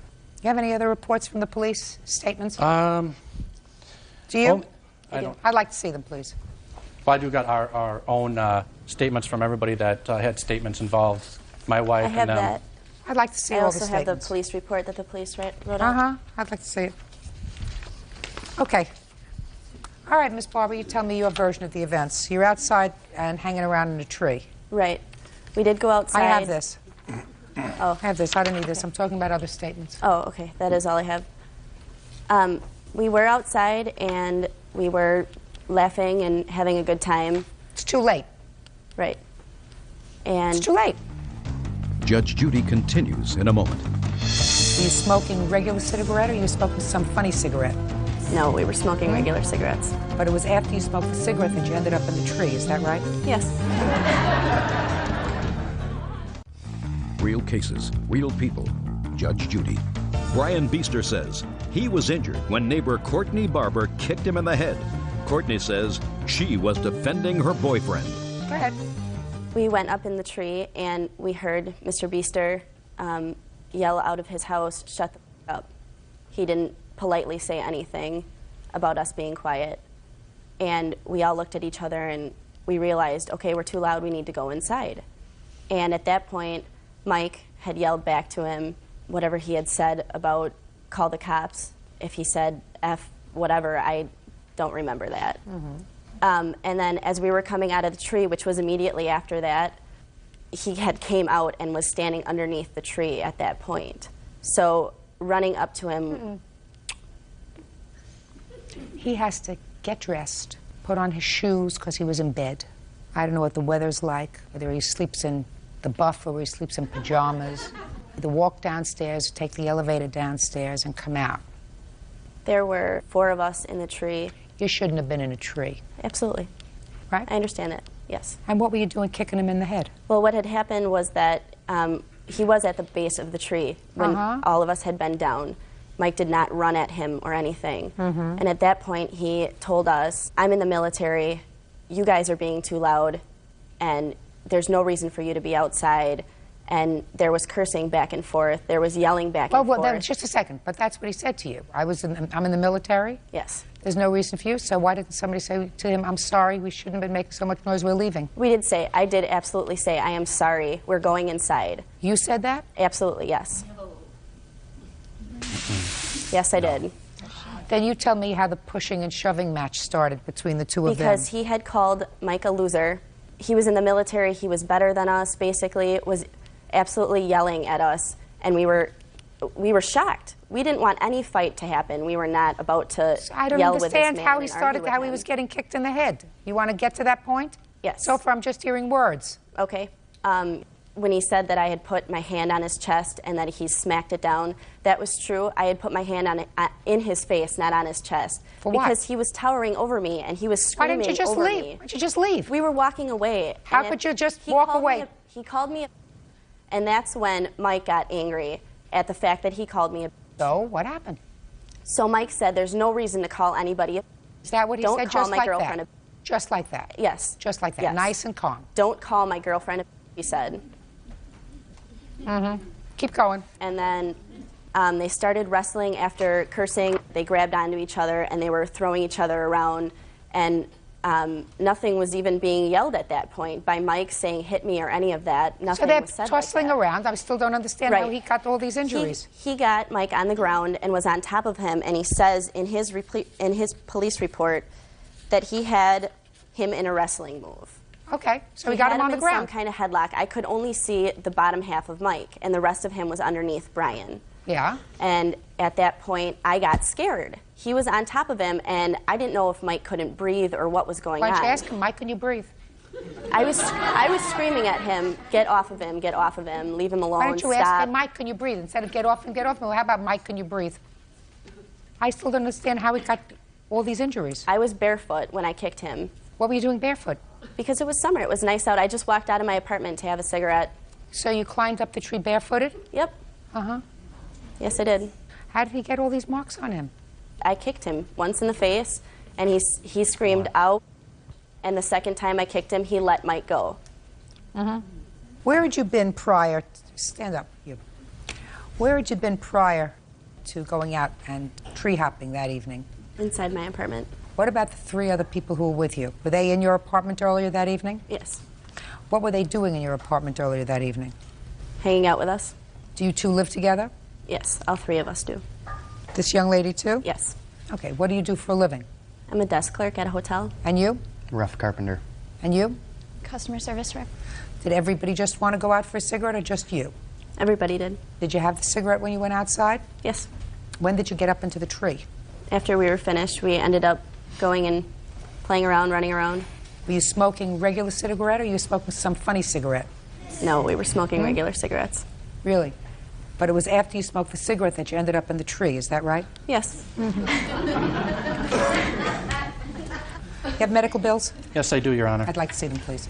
I also got a letter from my dentist stating, what had happened.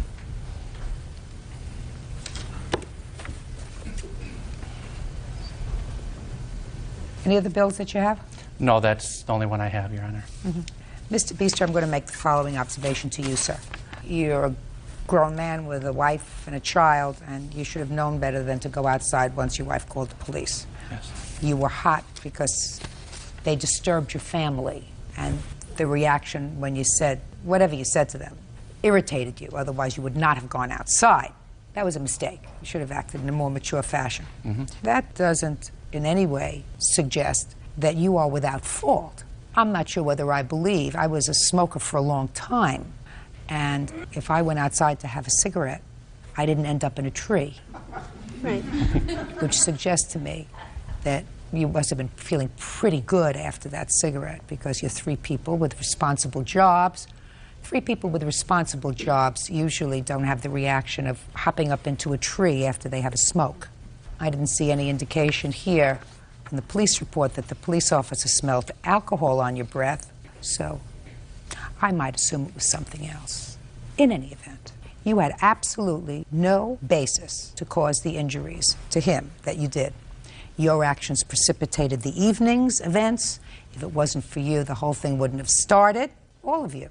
So you're going to pay for his dental work. His dental work so far was $972. Those are the only bills I have. Judgment for the plaintiff. That's all.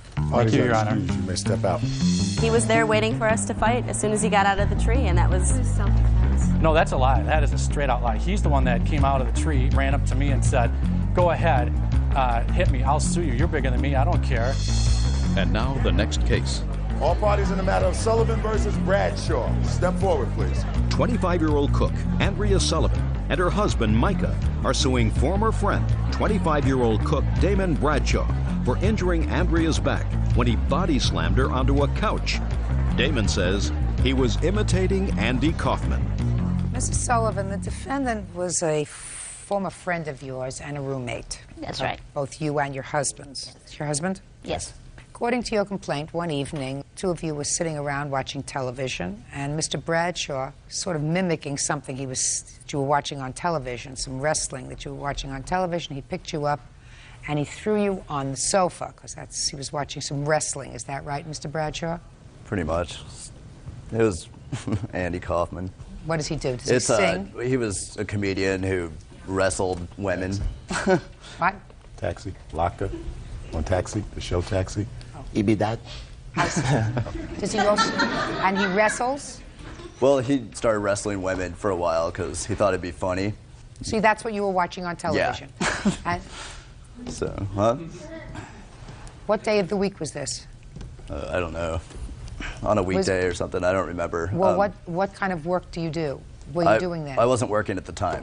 So. Were you studying something? No, I was just a bum. Pretty much. Judge Judy continues in a moment. You're a cook? Yeah. Did you go to school for that? No, I didn't. Would you give me the name of the restaurant, Bert, and I want to make sure to take it off our list. Real cases, real people. Judge Judy. Andrea Sullivan and her husband Micah are suing former friend Damon Bradshaw for injuring Andrea's back when he body slammed her onto a couch. Damon says he was imitating Andy Kaufman. Anyway, you picked up Mrs. Sullivan and you threw her on the couch? I didn't throw her. Tell me what you did. Well, we were getting wasted, and we were up all night long watching TV, and he had to go to work, and so we were watching Man on the Moon about Andy Kaufman, and I thought it looked pretty funny. I said I could kick any girl's butt, and... Don't do that to the table. Sorry. It's irritating. And so I grabbed her, and we were wrestling around, and I took her, and I, put her on the couch, and she landed on, I guess, a bar or something in the couch, and I hurt her back. Then we called him. He came over. Oh. What kind of work do you do now? Now I'm a cook. You're a cook? Yeah. Did you go to school for that? No, I didn't. Would you give me the name of the restaurant, Bert, and I want to make sure to take it off our list. Could we have the name of the restaurant, please? Put that down, Bert. It's really good. It's off the list. It's off the list. Off the list. All right, he threw you down on a couch. You hurt your back, is that right? That's right. We weren't wrestling, though. Mr. Bradshaw said that you were both drinking. Is that true? Yes. What do you do? I am a cook also. Did you go to school to be a cook? No. What's the name of the restaurant? And what do you do? I'm a student. Did you see a doctor? Yes, I went to a chiropractor. Can I see, please, the bills from the chiropractor? When did you first start to have pain in your back? As soon as he dropped me onto the couch, that he slammed me down onto the couch. Was there a bar there? He says Yeah, there was bar like there. a wood frame bar that I landed on, and They weren't really wrestling, though, Your Honor. He always says it like that they were wrestling and having a good time, but he just He wasn't picked her up wrestling. He and was being an idiot. yeah, he just Yes. grabs her and threw No, her excuse me, down. he wasn't being an idiot. He Yes, was an he did idiot slam me practicing It was his just like craft. Rough House. Yeah. I don't go around beating women up. You didn't do it, sir. You didn't hurt her on purpose. No. I want to explain something to you. I don't believe that you... On the calendar in the matter of Falk versus Craig. Parties have been sworn in. You may be seated. Ladies, have seats, please. Miss Falk, it is your claim that the defendant's daughter somehow got behind the wheel of a car that belonged to you while it was in a garage, drove it through the garage door, damaging the car. You want the defendant to be responsible for repairing the car, which is about $600. The defendant says that his daughter is not responsible and did not drive the car and was not responsible for the damage. You weren't there. No, ma'am. Your daughter was there. That's correct. So why don't you step up? Tell me your first name. Kaylee. All right, Miss Falk, where was your car? My car was parked in my sister's private garage in Houston, Texas. What was it doing there? It was awaiting transport. My sister and niece moved down to El Paso, Texas, and we left the car there for my movers to pick it up at a later date. They were, at that time, taking my sister's car back. It's actually within a garage? Yes, ma'am. And I have pictures of that. Can I see it? Yes.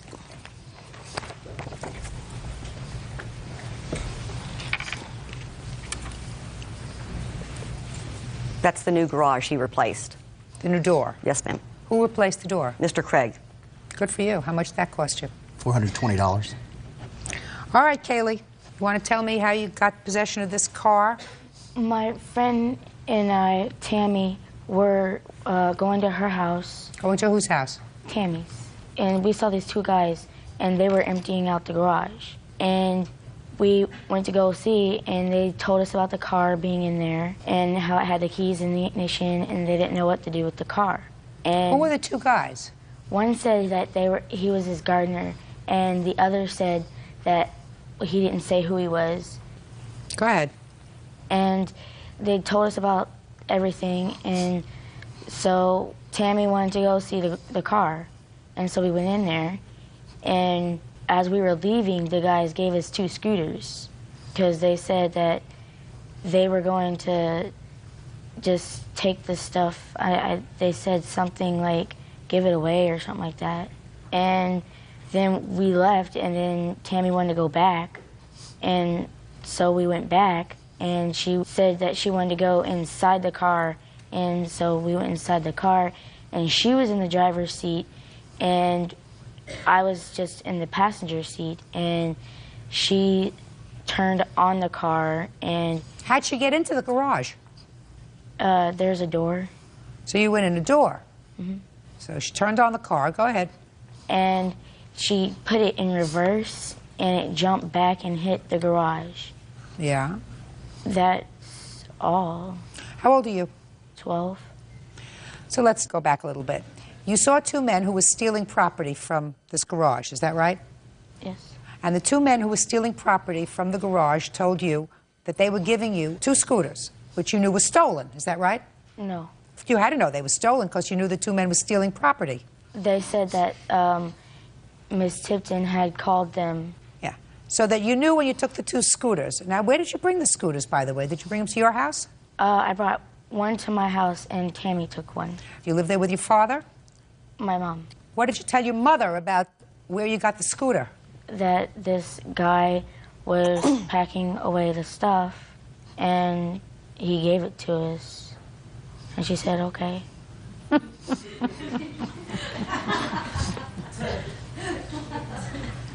When you went back there, according to you, with your friend Tammy, you knew you had no permission to go into the garage, isn't that right?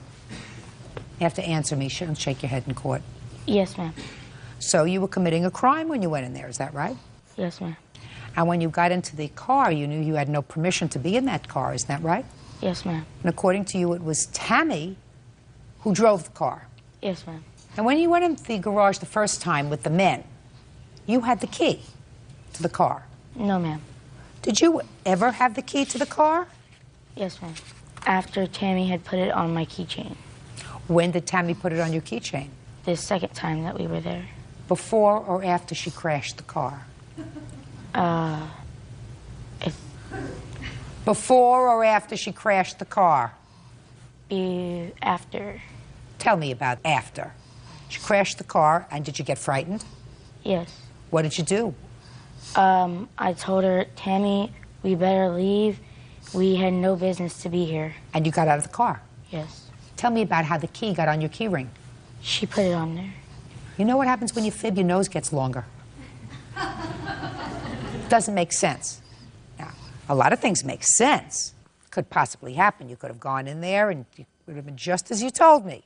That Tammy got behind the wheel of the car, Tammy drove the car, all of a sudden it crashes into the door, damages the door, but then you jump out of the car and you leave fast. You don't wait for Tammy to take the key out of the ignition, put it on your key ring. That doesn't make sense. Does that make sense to you, sir? No, of course not. Okay. Have you called Tammy, sir? Yes, I have. So, you sue Tammy. That's your job. If you feel as if your daughter is only partially responsible, you sue Tammy. Your Honor, I feel like she's more responsible. Well, my defense is that there was no damage to the vehicle. I've got pictures. I requested pictures and never got any pictures. You mean you crash a car into a garage door with sufficient force for you to replace the garage door, and you don't think there's any damage to the car? I saw the car. Your Honor, my niece is back in Houston again, and these two are in the same class at school, and she has admitted all this to my niece after I filed this lawsuit. Really? Yes. Where's your niece? Right here, Madeline. You're Madeline? Yes, ma'am. You go to school together? Yes. Well, tell me about the conversation you had with this young lady. Well, we usually talk at lunch because you're not allowed to talk in class. So she said they pulled off the top of the car, but they said there was no damage. But They said there was no damage. Kaylee said there was no damage to the car. So, what else did she say? She said they were in there they were in there twice over a period of 2 days. Doing what? Listening to the radio. Would you show the defendant's father pictures of the car? Can I have your estimates, please? Yes, ma'am.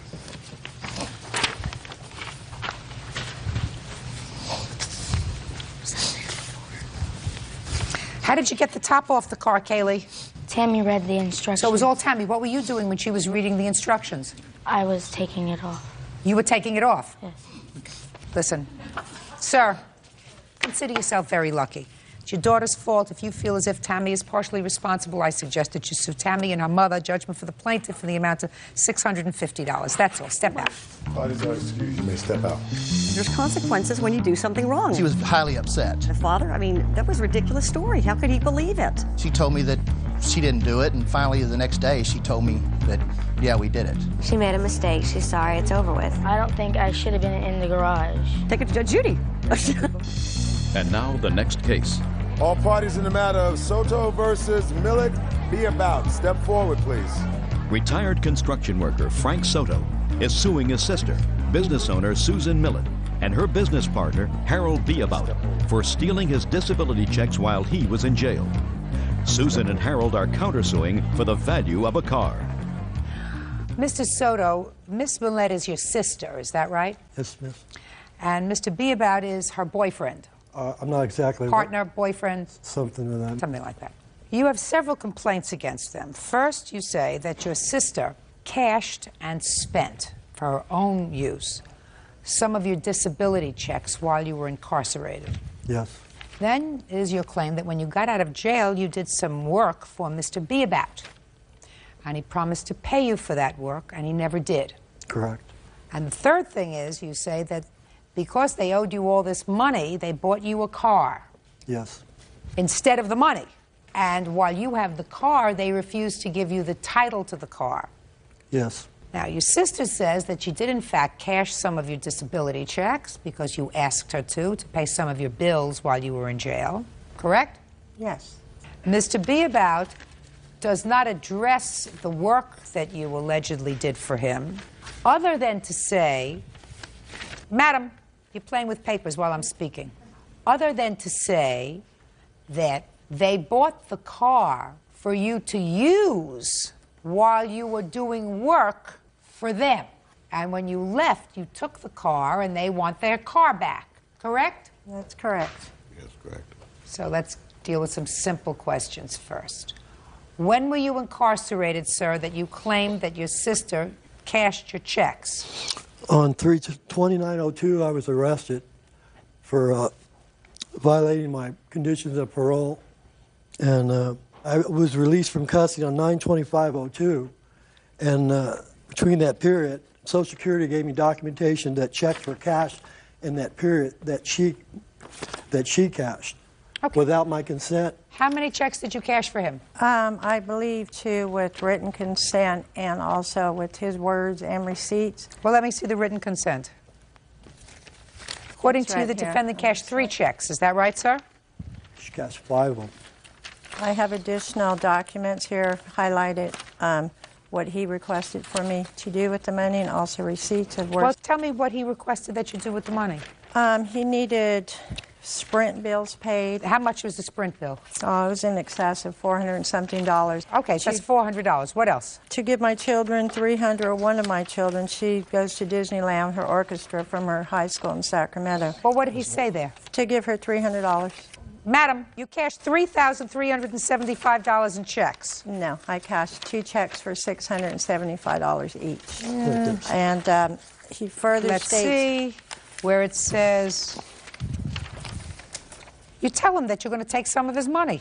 Yes, You tell him I that. do. You need desperately to borrow, in this letter, $300. Okay, and it states in this letter here, the $300 that he lent and said you don't have to pay it back. Harold's my current partner in our contracting business for paint and roofing. My partner prior to that was my boyfriend of 5 years. I'm not interested in your sad story, Well, madam. no, You he took his could- money. Judge Judy continues in a moment. You want to go back to jail, sir? No. Give him back the car. We Listen did to not me. even want the car back. You don't want the car back? I'll tell him not to give you the car back. What do you want? Real cases, real people. Judge Judy. Frank Soto says his sister Susan Millen and her partner Harold Beabout stole his disability checks. The two say Frank stole their car. Madam, listen to me. How much did you take? Well, 2 checks at $675, but some of the check, one of the checks was to go to my mother and to my children for their Disneyland school trip. Stop Well, it. it says right here, and as I'm writing from the... Stop it.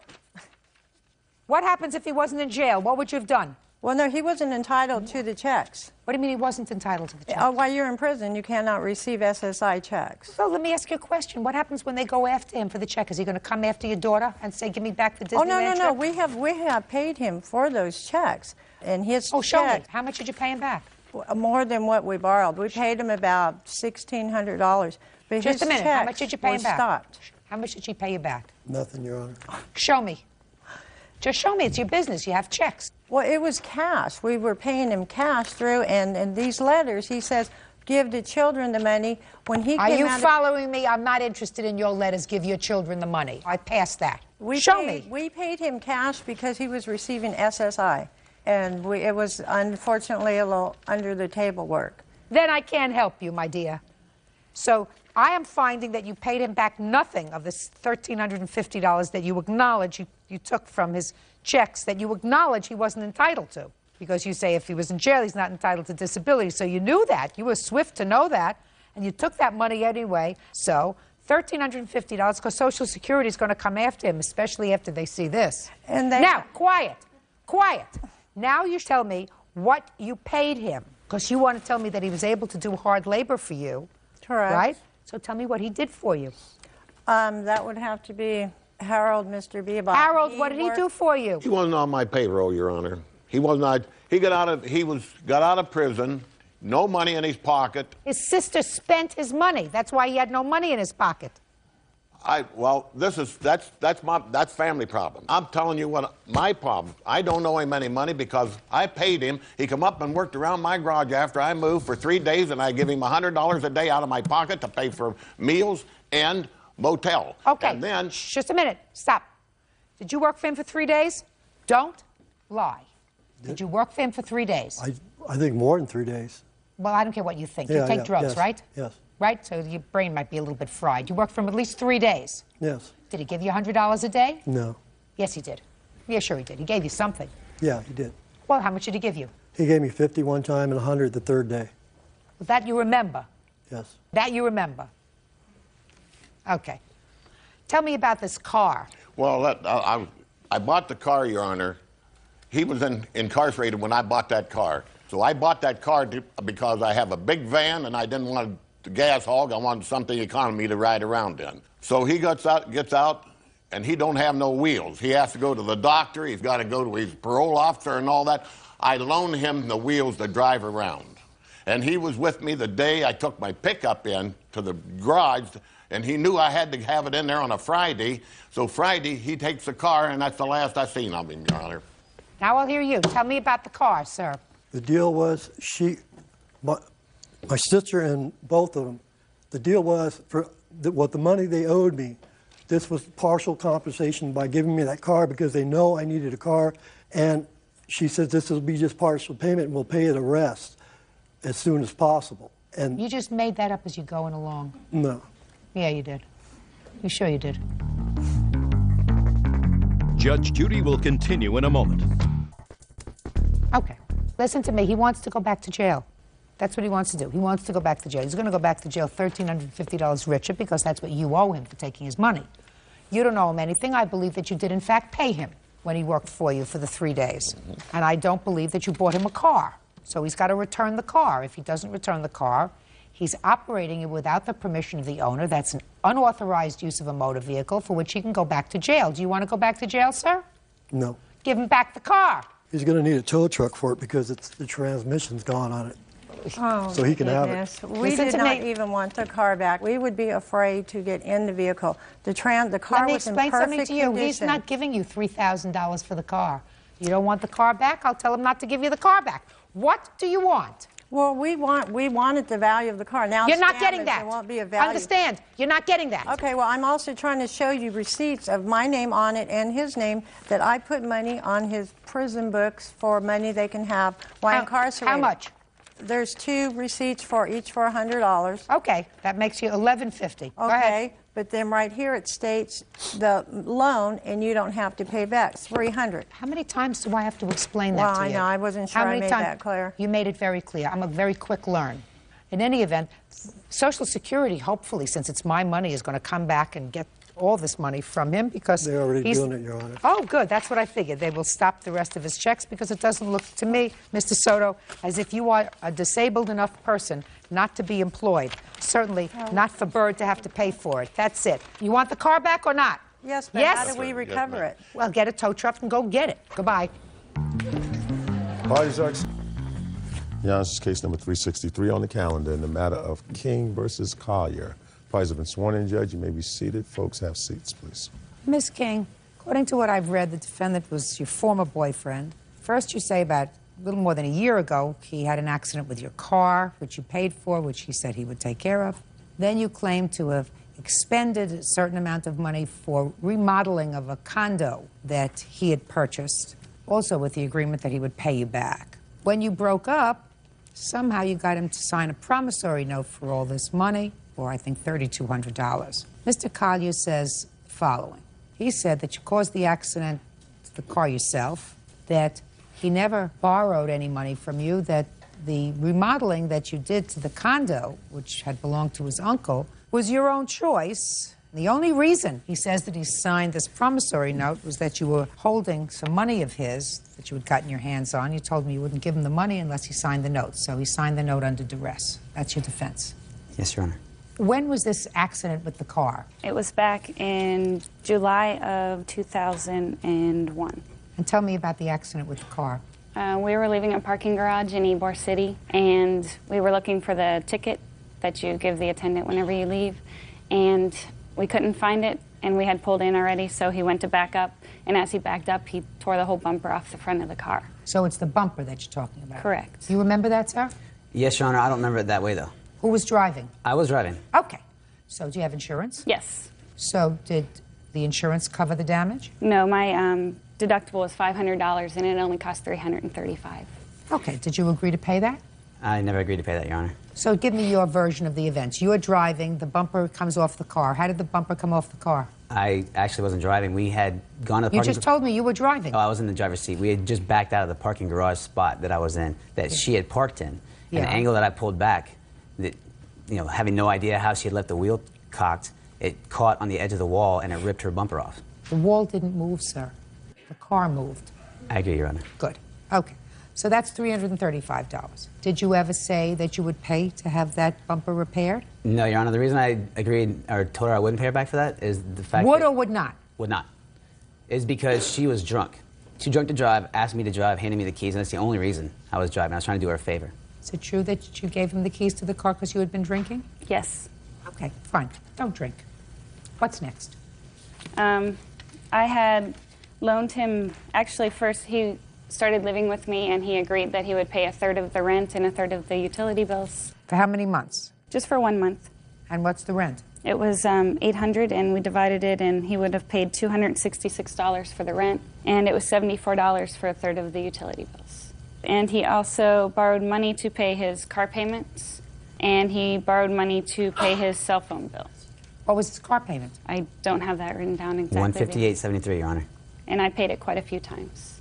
And I probably have paid it more times than I had even... I can't keep track of that. What kind of a way is that to have a loan, madam? Because I was dating him, and that's things that you do. And then finally, we have the stuff for the apartment. Let's hear about the stuff for the apartment. It was for a condo that his uncle owned, and we had agreed that he would move in. I was still living with my roommate, so I couldn't move out at the time.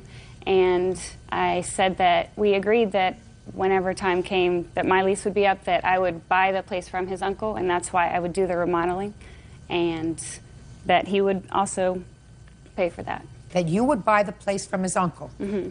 You? Yes, later. You, not the two of you, you would buy the place for his uncle, so you were going to remodel it for when you bought it? Correct. Had you discussed that with his uncle?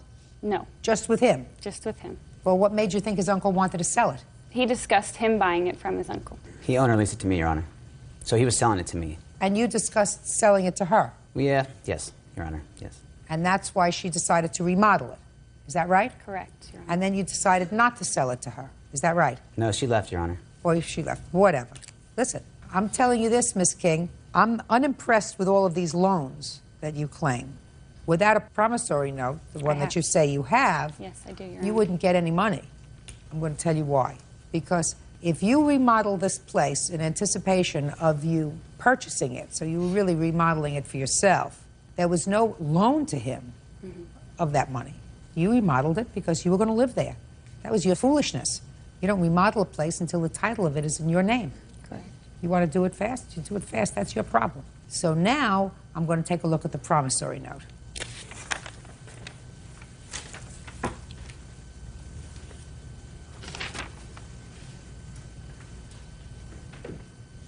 Okay, so I have a promissory note for $3,200, sir, that you signed. Yes, Your Honor. Now, let me hear the circumstances surrounding you signing this promissory note. She left on the 4th, and when she left, she had some cash in my 4th of? March. When she did so, she didn't realize, I think, that she had some cash with her that I needed for my mortgage payment due on the 7th. Mortgage for what? To my uncle. You mean your rent? Well, he's taking it off the principal, so he's selling it. He's holding the note for me. But the mortgage payment was due on the 7th, and on the 4th, she left with my cash. I couldn't raise the $350. How did she get your cash? I was having her hold it for me. I think we were going to deposit But in you the bank. speak slowly, sir. I can't follow sorry. you. I'm old. Yes, Your Honor. She had my cash with her because she was holding it for me so that I would not spend it. How much cash was she holding? $350. Okay, go ahead. And on the 8th, a day after my mortgage was late, she agreed to go ahead and give me the cash, but only if I would sign the promissory note. And since I know their means of getting the cash that quickly, I went ahead and signed the note. Did you have his money? Yes, Your Honor. He had been staying at my place and left it. And so you took the money and said you want your money back? Is that right? Well, it was in my... No, you want your money back? You're going to sign this note? Correct, Your Honor. Is that what happened? Yes. That's duress. You can't do that. Judge Judy will continue in a moment. And later today... She wanted you to get out of the car? Yes, that way she could fight me. She grabbed my windshield wiper. She smashed it because she was really mad and broke it. And then with her both fists, she was really pissed, won't dent my car. Real cases, real people. Judge Judy. Sherry King says Her ex-boyfriend, Keith Collier, owes for damage to her car and unpaid loans. Keith says he owes her nothing.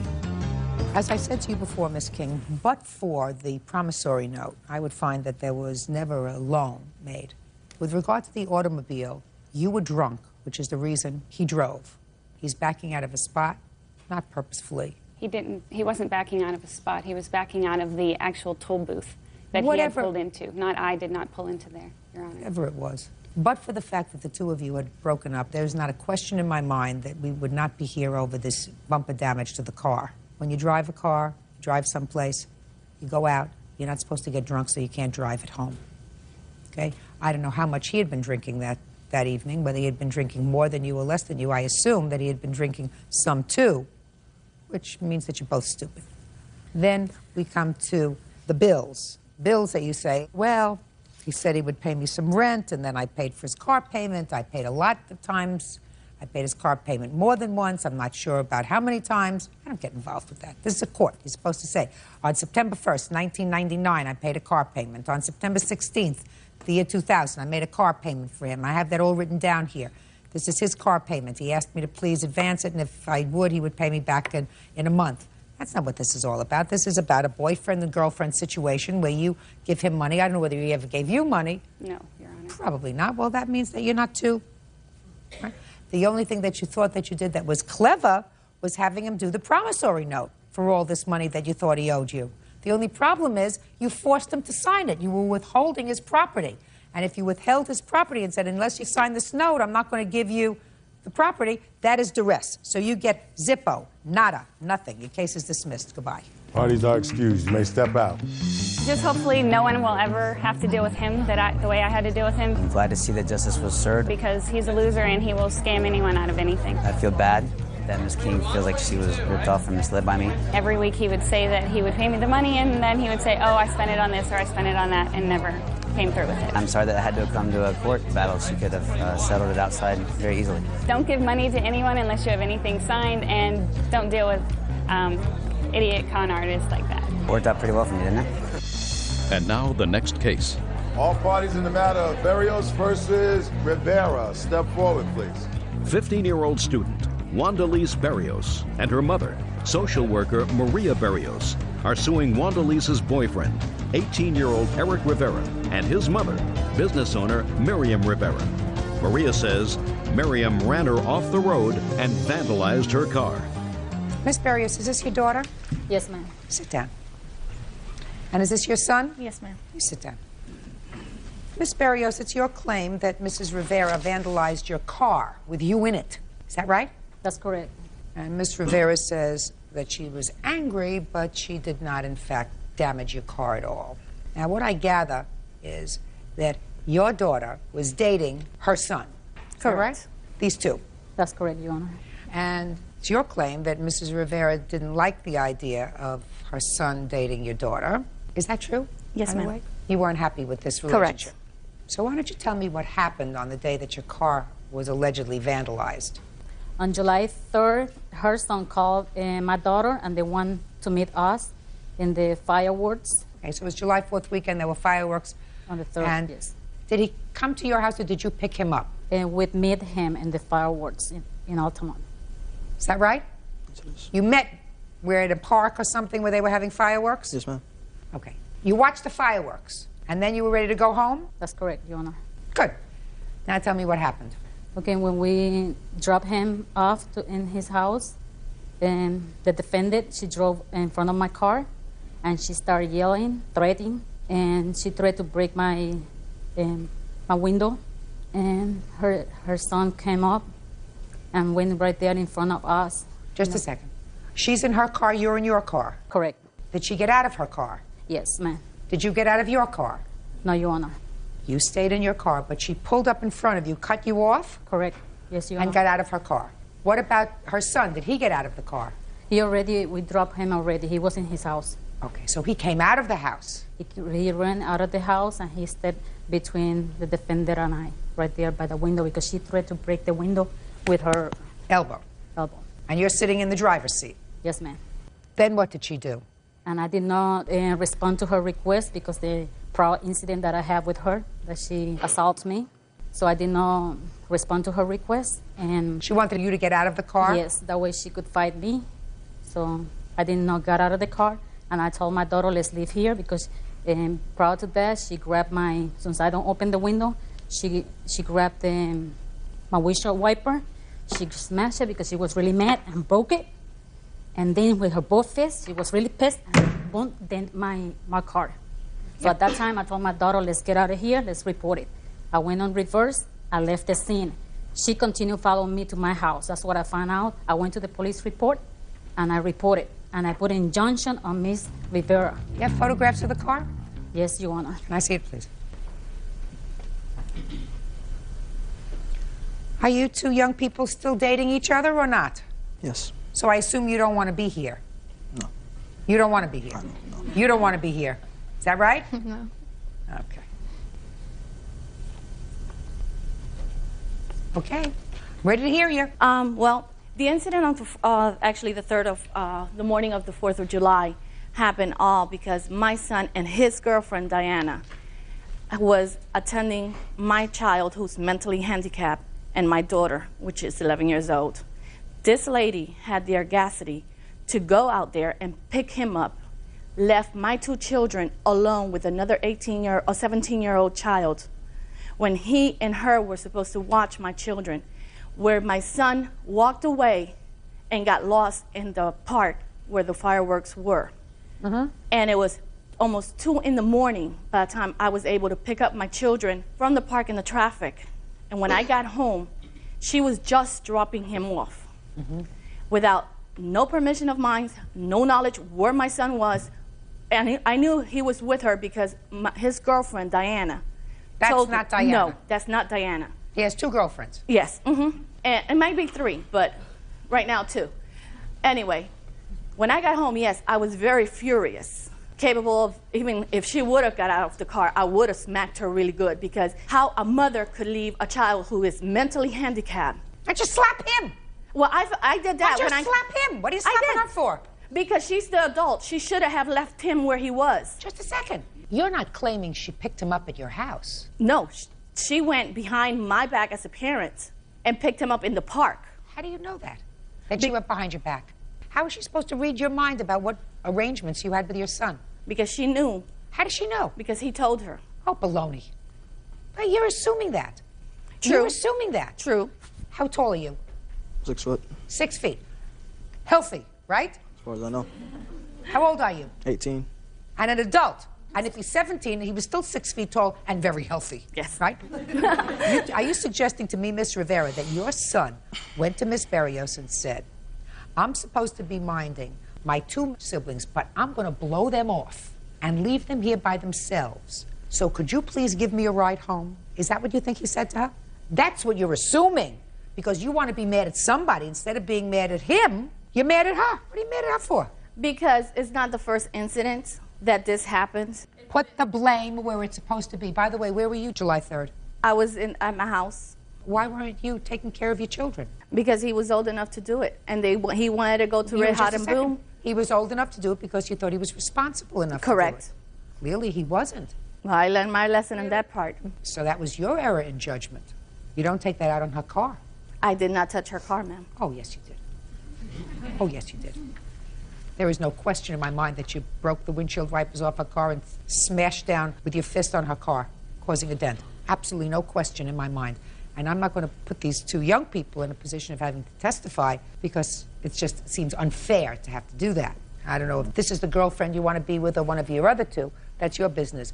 By the way, he probably does have other girlfriends. You understand that? Yes. Let me see the estimates of the damage to the car. Do you work? No, ma'am. What do you do? I'm a student. Where? Lighthouse Christian Academy. I have 3 estimates, and the cheapest estimate to do the work is $1,321.89. Is that right? That's correct, Your Honor. You know that they're still dating? Yes. You resigned yourself to that? Actually, as long as he lives under my roof and I pay for his school, he has to abide by my laws. Which is? They want to see themselves, they could see themselves out of her house. I don't want him in her house because they're in illegal activities And if he's in her house and there is a bust in her house and my son is put in jail for something that he haven't done, I'm going to hold her responsible for my Why son's don't you hold liberty. him responsible? He's 18 years old. He's 6'1". You think that she can keep him out of her house? Yes, she don't have to open the door. Miss Rivera, you rely on him a lot? Yes, I do. I assume that you did rely on him a lot. Yes, I'm a single parent. I raised him by myself. You got to corral him. If you can't do it, don't expect other people to do it. If he doesn't follow your directions, and what you're saying is as long as he's living under my roof, breathing the air that I pay for, turning on the electricity that I pay for, eating the food that I pay for, then go out, get yourself a job, live on your own. You can do whatever you want to do. That's right. Your problem is that he is of help to you in the house taking care of your 13-year-old son. Yes. Yeah. Okay. Judgment for the plaintiff in the amount of $1,320. Now, this is case number 356 on the calendar in the matter of Koch versus Ringenberg, Buban, Fagan. Parties have been sworn in, Judge. You may be seated. Folks, have seats, please. Which one of you gentlemen is Brad? All right. So what I want you to do is stand right over there. That's it. Now, Miss Koch, according to what I read, you had a friend, Kathy. Is Kathy here? You are his mother. Correct. Brad's mother. Kathy was visiting you at your house, and she at some point wanted to go home and check on her kids. So you said she could borrow your car to do that, as long as she brought it right back. Correct? Correct. Kathy goes home, and she decides to let her son drive the car back to your house. So far, that's what you did. You let your son drive the car back to her house. To pick up my car. I don't care what it was. Not to check on my kids. To get my car so I could have it back at her house. Whatever. You let your son drive the car back to her house. Is that right? To follow me, to have my car. Whatever. He could have followed your car. He could have been driving your car. He did. So who was driving her car? He did. I was in my car. He drove her car, followed me back to her Did you house. understand what I said? Try to pay attention. I said you could have let him be the driver of your car, and you drove her car back. But you didn't do that. You let him drive her car. Is that right?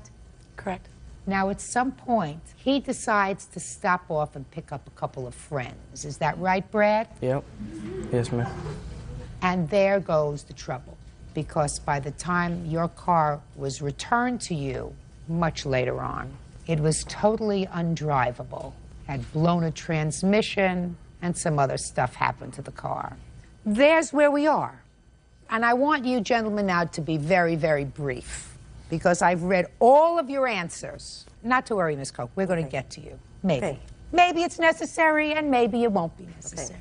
Because, you know, my credo is keep it simple, stupid. That's what my father always said to me, so I'm going to try to keep this as simple for myself as possible. In 30 seconds or less, you tell me how her car ended up in the junk pile. I went and picked him up, and we went back to her house. Went back to whose house? Connie's house. All right, so you went back to her house, but you had stopped off to pick up these two gentlemen. Yes, Your Honor. Where was your mother? She was at home. Your mother was home. That's interesting. I thought you said she was in her car. All right, but we'll let that pass for a moment. So you stop off to pick up the two guys. And what happens after you pick up the two guys? We went to Connie's house, and I took the keys inside. Look at me. I took the keys inside, and I put it on the table right in front of her. And then what were you going to do? And I went back outside, and we were stuck there. What do you mean we were stuck there? What did that mean, you were stuck there? We didn't have a ride nowhere. Well, didn't you realize that once you drove the car back to Connie's house, you weren't going to have a ride anywhere unless, of course, your mother, who says she was following you. I thought my mother was there, but she went home. But she went home. She there. was just driving around. Maybe she had to mail a letter or something. Yeah. Go ahead. So now you're standing outside and you have no ride home. What's next? Look at me. Matt went inside. Matt, raise your hand. Matt went inside. And he said he was going to ask for the keys. Who did you ask for the keys? Connie, but she was sleeping, so I just... Oh, now, so you asked her, but she was sleeping. Yeah. Now, I want you to explain to me how you... Please don't laugh at him. Bird's going to laugh at him. So you were going to ask Connie for the keys, and you asked her for the keys, but she was sleeping. Yes. So what did you do? Did you do telepathy? I just grabbed them and went outside. So you had no permission to have the car. Is that right? Now, when you got outside, what did you say? to your two friends? Let's go to Polk City and... Excuse me? I asked Brad to go drop me and Luke off in Polk City and go back out there, but... But what? We ended up staying at my house for a while. And Who? Us three. How long? An hour, maybe. And then what happened? Me and Luke drove around for a little bit, got some gas, and the car stalled. Okay, where'd you leave him? My house with a few other friends. Mm-hmm. Okay. So, let's understand this. You had no permission to have the car, is that right? Is that right? Yes. And you had no permission to be in the car, is that right? After you had dropped it off? Yes, Your Honor. And what about you? No. No what? No, I didn't have permission to be in the car. Who was driving? Matt. Did you ever drive the car? No, Your Honor. Now, did Matt tell you that he didn't have permission to have the car? He told me we did have permission. He did? Yes. What did he say to you? Well, me and Brad were sitting outside of Connie's house, and he went inside and got the keys and comes out and says that, you know, let's go. And he didn't say that he had permission, but, you know, he said, let's go. And Oh, so he didn't say he had permission. Is that right? yes, Your Honor. Okay. You knew. Now, tell me about your car. What happened to it? They just say it stopped. It was 70 miles away when the transmission blew from my home. 70 miles? And then I came back home and I filed a police report. And they... Just tell me what the damage was to the car. That's my question. Well, my damages are $3,490. There's a towing charge, there's attorney fees, and unused insurance, but... I just want to see what the damage was to the car. The matter is all I need. How old are you? 16. You're 16. Oh, how old are you? 17. 7. And you? 16. 16. Oh, this makes my life so much easier. Judge Judy continues in a moment. You listen to me. Her keys were put on that table. No, listen Somebody to me. came in that house. Oh, yeah. Those keys came back Madam, on you that are counter. a liar. Real cases, real people. Judge Judy. Connie Koch says teenagers Brad Buban, Matt Regensburg, and Luke Fagan drove her car without permission. Connie says the boys damaged the transmission, then abandoned it 70 miles away. You know how I like to keep things simple? I want you to move over there. I'd like you to step up here. Your name is Kathy what? Boobin. Step up here. Let her stand next to her prize. Son says that you didn't follow him to her house so that you could give him a ride back. And I believe him, because that's what they say. Why didn't you do that? I just picked up my car so I could leave Connie's when I felt when I was wanting to go home. Well, just 1 second, madam. She didn't give your son permission to drive her car. She gave both of us. No, she did not. No, she did not. Back. Excuse me?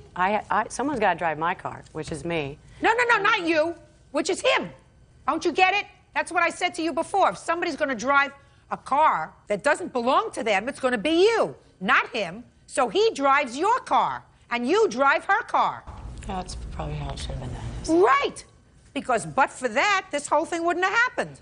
Right? Do you understand what I'm saying to you? Yes, ma'am. Now, everybody knows 16-year-old boys and cars don't mix. They're fools. And when they have friends, they're bigger fools. Now, you should have anticipated that. You didn't. Therefore, I am not holding these two boys' parents responsible. I'm holding you responsible for the whole thing. Because I'm holding him responsible for the whole thing. You want to go after them? Sue him. If he came before me, you'd be totally unsuccessful. But for your actions, you're the adult. He never would have had his hands on the keys to her car. You got it? Now, if the boys had gone into her house and you had nothing to do with that, and each one of the boys told me the same story, he got the keys, he drove the car with them, he was also a passenger who knew what was going on, and you had nothing to do with it, all three of you would be equally responsible.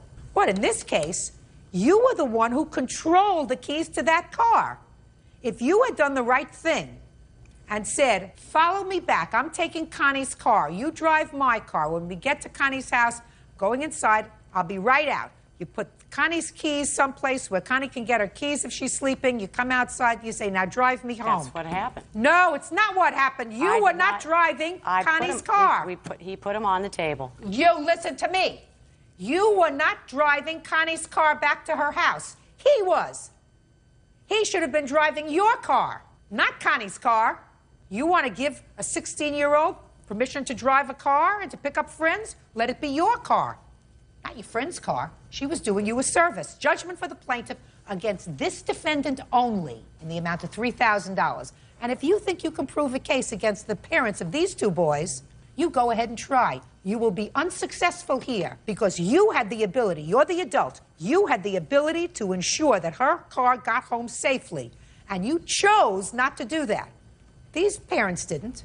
They had no idea what was going on. Only you did. Her keys were left on her Only you did. You had the ability to see to it that her car was returned to her house It was safely. returned in her driveway. No, it wasn't. And her keys were put on that table. No, listen Somebody to me. came in that house. Oh, yeah, and yeah. took those you keys can tell off me, that table. Shh, put Your that Honor. down. You can tell me anything that you like, and I'm telling you, you had the responsibility to see And to I it did that it. yours. And it came back. Those keys came back Madam, on you that are counter. a liar. Your I'm not son lying. says There's you nothing to lie are a about. liar. I believe you're a liar. Your son just told me you're a liar.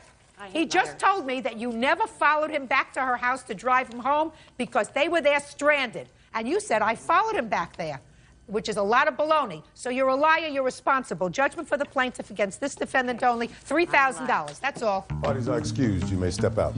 I'm not a liar. All I know is my police report says that Kathy admitted to knowing that they were taking the vehicle. It put a strain on Connie because she was without a car. I'm still without a vehicle. I carted her around. I tried to be very helpful. I've gotten nowhere. They were said, please don't press charges. We'll get it fixed. We'll get it fixed. I was a good neighbor. She's been a good neighbor. It's what neighbors are supposed to do. And now the next case. All parties in the matter of Frank versus Willoughby. Step forward, please. Homemaker Diane Frank is suing her sister, real estate agent Bonnie Willoughby, for car payments, attorney fees, and for the cost to have a car shipped from Hawaii to California. Ms. Frank, the defendant is your sister, is that right? Yes. And you co-signed a loan for a car for her. Yes. And the agreement was that she was to make the payments on the car. Yes. Is that right so far? Yes. And then there came a time when your sister left wherever you were. Where had you been living? Riverside. In California. Yes. And she went to Hawaii. Yes. You didn't know where she went, but she went to Hawaii with the car. Yes. And it is your claim that she was not making payments on this car. Right. And you want her to pay for payments that you had to catch up on, as well as the cost of bringing the car back from Hawaii to California, which was in excess of $5,000, which is the maximum here. Your sister says that you had no reason to come and take the car back because she was, in fact, making payments. Correct? Yes. That's what you say. So let me tell you what the rules are. If you were making all the payments, then I'm going to dismiss your sister's case, because if you were making all the payments, that was your agreement. And she had no right to go and pick up the car. And if she went and picked up the car, then all the expense she will bear herself. So then the burden falls upon you to show me proof that you made all the car payments from 11/11/99 until what date did you pick up the car? I picked up the car on February 23rd, I believe. Of this year? Yes. Miss Willoughby, let me see it. Let me see the proof that you made all the payments. Show me. Go ahead. Your Honor. That's me. My records are not available to me. I am going through a separation, and I don't have access to the records because my husband has all of them in a storage where I do not have access to. Miss Willoughby, banks keep records. So if you wrote a check each month for this car, all you have to do is call the bank and say, I don't have my records. I need copies of the last 12 months. So the truth of the matter is that you weren't making all these payments. Isn't that right? Miss Willoughby, did you make all the payments? I made all of the payments up until I started to fall slightly behind. So then the last answer year. is you didn't make all the payments. You have letters to show me from the bank indicating that the payments were delinquent? Yes. Can I see them, please? These are the statements that start coming where, and I don't have them all, but here's Let me take a look plenty at some of them that shows that they were starting to come late. I started receiving phone calls. Just a second. Just a second. Well, here's one, 12/11/01. Were you in Hawaii at that time? No, I was not. Well, at that time, the past due amount was $1,446.86. When did you go to Hawaii? Approximately 2001 would have been May. Your Honor, I was not able to find the car for 8 months. I begged on email, please tell me where the car is. I couldn't get insurance on the car because I didn't have possession of the car. She didn't have insurance on it, so they tacked on insurance on those payments too. So I got that extra lovely bill. When did you finally pick up the car? 2/23/02? Yes. And you've been making the payments on the car ever since? Yes. How much did you ultimately pay for the car, on the ar when you picked it up in February? How much did you have to pay to catch up with what was November, owed? I made a payment of $1,548.41. That way they said that they were dropping all the suits against me. Okay, but you didn't have the car at that time? No. How much did it cost you to bring the car back? It cost me $871 to ship it, and another $250 was mandatory. They made me get marine insurance. The WOFS would not release it without getting the marine insurance. That wasn't required when I shipped it to Hawaii. I don't WFS care. had no requirement. You had money to ship it to Hawaii. Did you make any other payments on the car when it wasn't in your possession? Yes, I did. How much? I made the December, the January, and the February. Let me see. Okay, December. Oops. Ms. These Willoughby, ones. And I also why made do you some. think this isn't amusing? Do you think this is amusing? No, I don't think it's amusing. I think it's just sad when a sister can't solve something between her sister in private. We both have the same. How much have the same history of problems? How much did you pay her? $50 a month towards this back money? How much did you give her since she's been laying out all this money? $25 a month? Since something? She has had possession of the car. No, before. In order to keep her credit reasonable when you weren't making the payments. She damaged my credit. Oh, sorry. How much did you give her? And call her up and say, listen, I can't give it to you all at one time, but I'm going to send you $100 a month, $50 a month. I will catch up as soon as I can. I've had the expense of $3,197 of rental car bills because she's had my car this entire while. Before, you didn't hear my question. Miss Willoughby, before she took back the car and you weren't making payments, did you call her and say to her, I'm sorry you had to make these payments for me, but I'm going to send you $100 a month, $200 a month, $50 a month, just to show you that I know it's my responsibility? I know that it's my responsibility. No, I asked you whether you called her and said that to her. My mother did. Judgment for the plaintiff and the amount requested. Your costs are far more than that, but your sister's not going to get it. Do you understand? She doesn't get it. She doesn't get it that it's her responsibility, not her mother's responsibility, nobody else's responsibility. She took off with the car. She didn't pay for the car. She's in another jurisdiction. She says, I have other bills to pay, but the onus of it fell on you because you did the wrong thing. You co-signed or you signed as a primary on a car for somebody else. You never do that. I didn't sign as a primary. She worked for the place, and they switched my name. You signed. Listen, you went there, you recognized the fact that they switched you as a co-signer. No, I didn't know it at the time. Well, then you it's have my to mistake. That's your mistake. Yes. Then you have to read it more carefully. But she's got the car, and you got the lousy credit. I mean, it's ridiculous. Judgment for the plaintiff in the amount of $5,000. That's all. Parties are excused. You may step out. Masquerade. Parties have been sworn in, Judge. You may be seated. Young man, why don't you have a seat, please? Miss Duckowitz, according to what I've read, back in 1994, you were having some grief issues, emotional problems, and you opened up the yellow pages, looked in the yellow pages, for someone to talk to. Yes, Your Honor, I did. And you found the defendant's name. Yes, I did. And she was your counselor from 1994 until 2002. Yes. Your complaint is several-fold. You've discovered sometime in 2002 that she lacked credentials. You had some sort of a problem with her in April where you say she came to your house uninvited and assaulted your son and damaged some property. You're suing her for breach of confidentiality because she divulged some information about you to your husband. And you want, as I said, all the money back that you paid her from 1994 to 2002. The defendant's going to have an opportunity to respond to all of that, but she says that she never held herself out to be anything other than what she is, which is now sort of a wellness counselor. Is that right? Yes, ma'am. Do you have the advertisement that you saw from 1994? Yes, I do, Your Honor. I'd like to see it, please. I actually have 1994 all the way through 2000. No, I just want to see the advertisement that you used to pick her out of the phone book, because that's where you say you got her from. Let's start back there. Okay. This says Rainbow in a Tear Workshops. Is that what you're talking about? Yes. And where does this say that they're social workers or psychologists or anywhere else? In that particular ad, it did not say that. That's all I'm interested in. This is the one you have. Yes. So he or she or anyone else did not hold themselves out to be anything other than a rainbow in a tear workshop. I don't know what that means. Tear. Excuse me? Rainbow in a tear. Tear. What did I say, tear? Rainbow in a tear. Thank you. Rainbow in a tear. Absolutely right.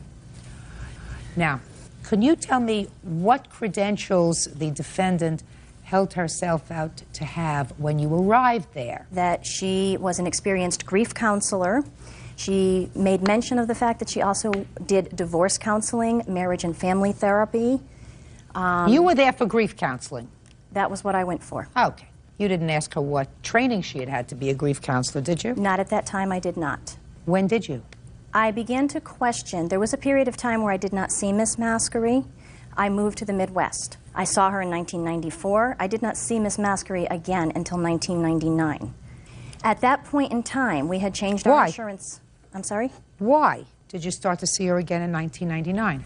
I was still dealing with grief issues with my daughter's death. It seemed to me a comfortable relationship. I did not want to start all over with somebody new. Okay, well, it was comfortable enough for you to go back to her. So I did go back to her. You seem like an intelligent woman, so that if you made a judgment, she helped you some in 1994, and you wanted to go back and continue in 1999. So, go ahead. 1999. So in 1999, I approached Miss Mascari. The first visit was around the anniversary date of what would have been my daughter's birthday. Also at that time, having subsequently had a set of twins, a young son growing up as well, we did begin to include other family members in the sessions. Some of the sessions were myself. Some of the sessions were Miss Mascari and my husband and the children. Okay. You went, your husband went, so clearly there was not a problem with her. There were a number of times where I very much disagreed with what was being said. And then there were some ethical issues that started to come up. Well, you want to tell me what happened and when, because so far, as far as I'm concerned, she didn't hold herself out to be anything other than a counselor. She didn't hold herself out to be a psychiatrist, psychologist, social worker, or anything else. So far, you have no case. Actually, Connecticut changed its laws in 1995, adapting an approach to the licensure requirements for MSW and LCSW licensing. What you had to have in order to be able to have any type of counseling program whatsoever available to the public. I found those laws, went back through some journals that I had been keeping. I can't even say that this was a professional relationship because there was no regard for profession. The suggestions that were made, and then when I followed through on suggestions, I got laced out in lavender. Give me an example. Okay. I was having a difficult time around the anniversary of my daughter's death. Expressed a desire to be able to get away, to have a break. Her words to me were, you should leave the whole bunch of them. They're no good. They don't treat you right. They're awful to you. So I made arrangements to go and stay with my parents for the weekend. And she laced me out in lavender, yelled at me, told me I was stupid. What do you think you're doing? How could you do that to your family? How could you just walk out on your family and leave them like this? What's wrong with you? If I told you to jump off a bridge, would you follow me too? When was this, in March? This was in March of 1999 that situation occurred. All right. But then you continued to see her all the way up through 2002. On and off, there were times where I did go back to see her, more of the grief issues, but they were compounded by family situations. I don't understand. If you had a problem with her and if you had certain issues and if you were able to look back and smart enough gal to study what the laws were and changes in the laws in the state of Connecticut where you come from, and yet you continued to go to her from 1999 until 2002, until something happened. So something else is bothering you, madam. And I would appreciate if you get to it, because I got a lot of things to do today. Okay. I'm not denying that I was very stupid. Well, you don't get rewarded from that, especially by me. Let's go. So, something happened. According to you, it happened in April of 2002. Okay. So you want to cut to the chase. You're not getting your money back from 1994, 95, 96, 97, 99, 2000, 2001, 2002.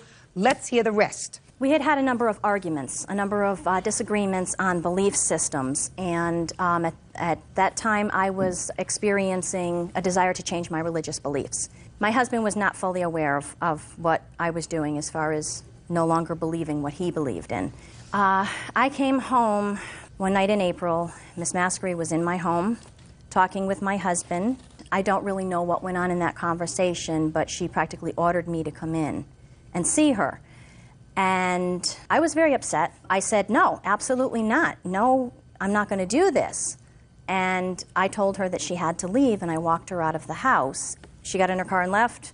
I came back into the house. That's when my husband revealed to me that she had told him that I am a practicing Wiccan and that I had been practicing this behind his back. Subsequently, later in the week... Practicing? Wiccan. What is that? Witchcraft. Judge Judy continues in a moment. They were scuffling with the door, a lot of banging around going on. She was pushing, trying to get through the doorway. You've known her for 8 years. Instead of running away, which sounds a little loony to me, right? You turn around and you say, Bonnie, what do you want? I don't want you in the house. Well, I kind of figured she was up to something. I didn't know what it was. Well, why don't you find out? Real cases, real people. Judge Judy. Amy Duckowitz says her former grief counselor, Bonnie Maskery, misrepresented her credentials. Amy also claims Bonnie came to her home uninvited and assaulted her son. Right. Subsequently, later in the week, Miss Maskery went to my mother-in-law and my sister-in-law and made an attempt to reach my parents to corroborate whatever information she had. I felt that this was total breach of confidentiality. Stop right there. Miss Maskery, I'm going to get to this part of her complaint in a moment. First, I'm going to ask you, what's your educational background? Educational background, I have a Bachelor of Education in Science. I have a Master's in Science from Central Connecticut State University. What year? 1992. Part-time basis. What kind of science? Counseling. In counseling? Counseling education, yes, ma'am. Was there a time when you had a conversation with the plaintiff's husband about her practicing Wiccan? Mr. Duckowitz had contacted me and asked me to come to the house, and he wanted to know what was going on in his home. Amy seems to be doing a lot of things behind my back. I don't understand what she's doing. She's rejected my religion. And at that point in time, I asked him if he had ever heard of anyone who practiced witchcraft. And he said no. And I relayed to him that he might want to look into the situation and that Amy might be involved in such a thing. Okay. You recognized, of course, Miss Maskery, that that was a breach of confidentiality. Yes, ma'am. Okay. Is there any reason why you opted to breach your client's confidentiality? Yes, ma'am. Her husband had expressed a fear for his family, for her, himself, and that he was confused, did not know what was going on, and did not know what steps to take at that point in time. What happened next? On the 23rd of April, around 10:20 in the evening, Miss Maskery showed up at my house, backing her car up into my driveway. Ben says, Mom, it's Bonnie. Bonnie's here. I said, go out and tell her to leave right now. I don't want to talk to her. I refuse to have anything more to do with her. He went out into the driveway, and he was talking to her, and the hands were going. I couldn't hear exactly what was going on. She pushed by him, pushing him up against my car, started to make her way towards the house. He got in front of her. He got into the breezeway. He held the door. She pulled on the door, pulling the rivets out on the door decoration. And he ran to get into the house and tried to close the interior door. They were scuffling with the door, a lot of banging around going on. She was pushing, trying to get through the doorway. I kept saying, go home, get out of here, I don't want you here. Ben pushed the door against her. She hit the dollhouse, which was right beside the door. Furniture got broken, pieces of the dollhouse got broken. She managed to make her way into the house. She and Ben were going at it in the kitchen. I was trying to decide, who am I supposed to protect in this situation? Well, what am I supposed to do? You put your son in the awkward position in the first place. How old's your son?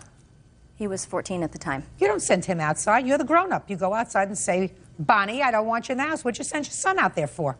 What do you mean, who are going to protect? If you protect your son, madam, you protect your son by not sending him outside in the first place. You're absolutely right. I was wrong for doing that. Okay, so let's move on. So now she's in the house. She managed to get her way into the house. They continued scuffling with one another. She pushed him up against the basement doorway. She got into the house. She got into the house. She forced him into the cellarway and pulled the door closed so that he couldn't come back out of it. I started to walk down the hallway. My goal was to get to the phone in the bedroom. She was coming at me, so I went into the bathroom. I tried to close the bathroom door to get away from her. The door ended up going over my foot. Why didn't you just ask her what she wanted? I was saying, I don't want you here. No, why didn't you just say, what do you want here, Bonnie? You've known her for 8 years. You've known her for 8 years. Instead of running away, which sounds a little loony to me, right? You turn around and you say, Bonnie, what do you want? I don't want you in the house. I kept saying, I don't want you here. What do you want? Why are you here?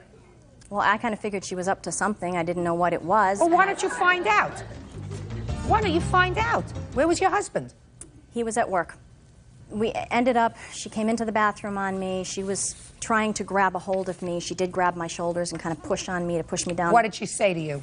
She said to me, I want to talk to you. And I said, I don't want to talk to you. I want you to leave. Okay, there's a reason. There's a reason. She's not a lunatic.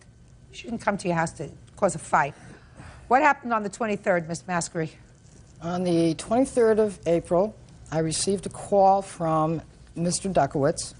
Now, this was left on my answering machine. He expressed a concern about Amy, that Amy, upon his leaving the house for work, had threatened herself and, more importantly, threatened him, that on his arrival home, she had threatened to kill him, and he was extremely concerned about the situation in the house. Ms. Duckowitz, on the 23rd of April of 2002, had you had any difficulty with your husband before he left to work? We had had an argument. That's all I want to know. You had had an argument? Yes. So it is possible that the reason that Miss Maskery appeared at your house on that day is because she received a phone call from your husband. I don't know if my husband actually left her a message. I think he probably did. I think that he probably did. And that sometimes when you have an argument with somebody and the words, you know, I'm going to kill you, I'll kill myself, I'll kill everybody else, you know. I never said those things. Whatever. He was sufficiently concerned so that he called her, which is why she showed up at the door. You should not have forced your way into the house. You understand that? Yes, ma'am, but I did not. What? I did not force my way into the house. Why don't you tell me your version of what happened? I was concerned. Ben had come out of the house and relayed to me that his mom did not want to see me. I said, oh, okay. Are you okay? I went to the door. At that point, I saw Amy scuffling in the house to make her presence not seen. I said, Ben, could you open the door, please? I am concerned about you and your mom and the other kids. He said, my mom doesn't want to see you. I said, I understand that, but I have a professional and a personal concern for what is going on. As far as any damage to the door, the house, the breezeway, or anything like that, did not exist. Those conditions were there before I ever arrived at the house. Was there any sort of a report made about this incident? Yes, ma'am, there is. I have a copy of the police report that was made of the incident. Who made the police report? The police that accompanied Mr. Duckowitz on his arriving at home at about midnight or so. He had a policeman with him? Yes, ma'am. He had called the police and said he would not go home unless the police were with him. Well, clearly you had a difficult time with your husband on that date because he did request a police escort home. Correct? I don't believe the record indicates he requested a police escort home. You have to read between the lines. They don't say everything well, here. My husband came home that night, came into the house, and we were conversing, and I heard the door chimes, and I opened the main breezeway door, and there's two police officers standing there. And they said, can we come in? Is everything all right tonight? And one officer went in the living room with my husband. One officer stayed and talked with me. They were in the home 20 minutes or so. They asked if we could get Ben up, talk to him. Subsequently, they left. The case was unfounded. All right, I listened to the germane parts of your story, Ms. Duckowitz, and this is a case that should not be in court. Let me tell you what I find. I find, Ms. Maskery, the one thing that you did that, in my judgment, was less than professional was sharing the information that you gathered as a result of your counseling sessions with Mrs. Duckowitz about her practicing any sort of witchcraft or wickery? Wicca. Wicca. Wickery is what they do with furniture, I guess. Yes. It's not my strong suit. I think that you probably understand, Ms. Duckowitz, that what you and or your family needs is the kind of therapy that can only be provided by someone who has a more extensive credential than does Ms. Maskery. What seems to me to be evident, however, is that the defendant, even though she may not have advanced qualifications, certainly has more of a personal interest in you and your family that you're going to find with most psychiatrists or psychologists. And while I'm not giving her any medals for divulging this information to your husband, and she realizes it was not the right thing to do, but I think she had developed almost a personal relationship with this whole family, you, your son, your husband, and I think that that was done because she was concerned for you, your welfare, your son's welfare, the twins' welfare, your husband's welfare. That doesn't necessarily make it right, because psychiatrists, psychologists are often given information that they feel as if they would love to be able to tell somebody, but they are precluded from doing it. So it was wrong. But you don't get financially compensated for that, Ms. Duckowitz, and your case is dismissed. Versus Joseph. Parties have been sworn in, Judge. You may be seated. Folks, have seats, please. Mr. Livingston, you are a plumber by trade. Is that correct? Correct. And Mr. Joseph, you are a carpenter by trade. That's correct. According to your complaint, Mr. Livingston, the two of you didn't get along very well. But there came a time when you claimed that Mr. Joseph assaulted you. That's correct, Your Honor. And on what date did this incident occur? February 11th of 2000. When had the difficulty between the two of you started? The difficulty started prior to that job on another job. So you knew him from before this job? Correct. So when you found yourselves working together on this project, that wasn't a happy time? No. Now tell me what happened on February 11th. February 11th, I arrived on a job site approximately 10 after 8. When I walked in, I was confronted by him saying that I had left the driveway open for you, but I guess you're going to wear the skirt today. And I ignored it, turned around. What does that mean, I guess you're going to wear the skirt? It's just that I'm a wimp or a wuss. And approximately 10:30, I heard from the other side of the shear wall, was about 17 feet away. What's a shear wall? A shear wall is a wall between another room and it's half-inch plywood. He was up on the top of the railing and he was shooting down at me with a nail gun. And I have, Your Honor, the evidence of what a nail gun looks like. This is the type of nail gun that could maim or kill me. Is that the nail gun that of a similar type that he was using on Correct. that day? Okay, go ahead. And as that shot at the wall, a rack of these nails can be shot off in about 7 seconds. I had then come around the wall. He was standing there with an evil grin on his face, looking down at me. I called him very obscenity names, and I said, "Why did you shoot that nail gun at me?" Then he says, "I'm going to come down there and kick your..." He come all the way down the ladder, threw his belt off his waist, first nail gun, and come down the ladder, got into my face, and then I backed up and I turned around, and when I turned around, he had grabbed me from the backside and went against the stud wall, and that's when the wall had hit the side of my ribs. And you have photographs of your Yes, injuries? I do. I'd like to see them, please.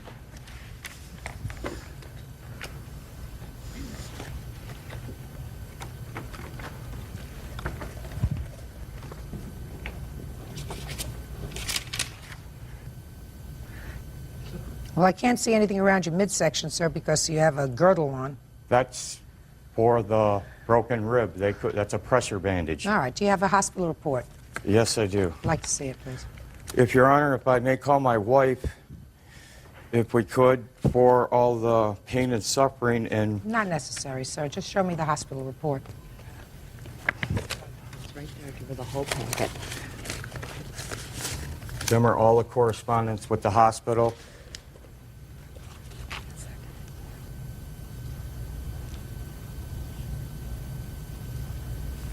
Now we'll hear your version of the events, sir. Well, it started actually in '99, probably about a month beforehand, and one of my carpenters nailed through that shear panel and hit his pipe, and he didn't mean to hit his pipe, but when he found out that he hit his pipe... I heard about that. That's when all the bad blood started between the two of you. Yeah, Let's get to February 11th. Very irate. And let's get to February 11th, sir. Okay, a day before that, he pulled up to the job site and wanted more access to the driveway, and we were all up in scaffold in the air, 30, 40 feet in the air, and it wasn't possible for us to come down. He became irate and red-faced at that time, took his car, slammed it in reverse, and backed up, missing my vehicle by inches. This is from other people like Matt. All right, he who heard missed this. your car. Didn't hit your car. Missed No, your car. he missed my car. Came in and cussing and So screaming. he didn't have access to get his truck in there easily the day before, so he was angry. He was very angry. Okay, so now let's get to February 11th. Okay, February 11th. He came with an attitude like he did the day before. So he was angry. Yes. I did shoot the nails. I know you did. That's what you said. Okay. You said you shot the nails, and not only did you shoot the nails, but you said something to him when you were shooting the nails. According to you. Yeah, I was jokingly trying to encourage him to get out of the mood he was in. When I said dance, pipe boy. And, Right, that's what you said. And that, Mr. Joseph, is what, quite frankly, pardon the pun on words, put the nail in your coffin. Okay. I'm going to tell you why. Because there had been, evidently, bad blood between the two of you. You knew he was angry. You were not trying to cajole him into a better mood. Did you think that by pointing that gun and shooting in his direction, although not at him, that you were going to make him feel better by saying, dance, pipe boy? Did you think you were going to make him feel better? May I respond in defense? 2 weeks prior... I want you to answer my question. Did you think that you were going to make him feel better by shooting the nails from that gun in his direction and saying, dance, pipe boy? I honestly did, because he always is joking around with everybody on the job site. But he wasn't joking around with you that day, sir, because you say right here in your answer, Mr. Joseph, it was evident that he was in his usual hostile mood. I was trying to change his mood. By shooting? Yes. By shooting those things in his for direction? joking around with him. May I defend myself? Because 2 weeks prior to this, I was building a water heater platform, and I was having trouble reaching a nail, so I handed him my nail gun, and he took the nail gun and pointed it at his coworker's head. Matt Taylor was my witness to this. Yes. And he pointed up to his head, so if he's saying that it is so deadly of a weapon, why is he pointing at this gun that was live to the head of someone? When I shoot a nail gun during the day, people walk behind the walls all the time when I hold it up close. I was 35 feet away. There was nowhere for the round to get him at all. He was in perfect safety. Actually, I thought he was in the garage. He was in perfect safety. You couldn't have thought he was in the garage, sir, because your statement, dance pipe boy, was directed to him. He was the only pipe boy around. I knew he was in the general vicinity. I knew he could overhear me when I said that. Oh, Mr. Joseph, come on. You precipitated this altercation. You started this altercation. Real cases, real people. Judge Judy. James Livingston says co-worker Douglas Joseph body slammed him. Douglas says he was only playing. So now you've shot this nail gun in his general direction, although not according to you at him, and words are exchanged. You're up on the second floor, correct? That's correct. He's on the first floor. Did he come up to the second floor where you were at? No, ma'am. He... No, the answer is no. Did you exit the second floor and come down to the first floor? Yes, ma'am. Why? Because he was calling me down. He was calling me down with profanity and telling me he was going to kick my... So that seems like a perfect time for me to stay where I am. Somebody is threatening you. Somebody, I mean, I see the way you look. I see, how old are you? I'm 33 years old. How old are you? 38. Okay. How much do you weigh? 162 pounds. How much do you weigh? 250 pounds. So it seems to me you don't have much of a risk from him coming up to you and beating you with his plunger, right? Right.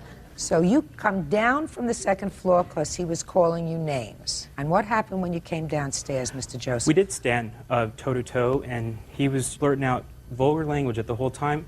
And I said, "You're not worth going to jail for." I turned and walked away, turned my cheek and walked the other way. And he blurts out, I can't even say it on TV, or he's bleeping things. But I became angry at that point when I turned and I went to push him. And as I pushed him, I tripped and fell on this hardware that he was mumbling about. And he jumped on my back and started choking me. And so... So you went to push him. I went to push him, and but I fell. No, you went to push him. That's not what you said. You said you went to push him, and as I did, I fell. Right. Then you're down on the ground, sir? Yes, ma'am. You're down, flat down on the ground. I'm down on my knees and my hands. And what happened? He jumped my back and started choking my neck. I couldn't breathe. Yes.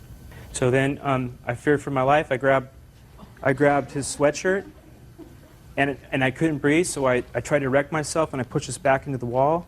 And at that point, I gained control. and I put him in head and arm and around his body, and that's it. No punches were done. Well, he was injured, sir. He had a fractured rib. Yeah, Dewey the electrician told me he was loading his four-wheeler and broke his rib doing that. He told me. Don't tell. I'm not interested in what somebody else told you, sir. That's hearsay. That's hearsay. Now, he went to the hospital on the 11th. What's 16:45 hours? That's 4:45 in the afternoon. May I introduce Matt Taylor? He's my witness.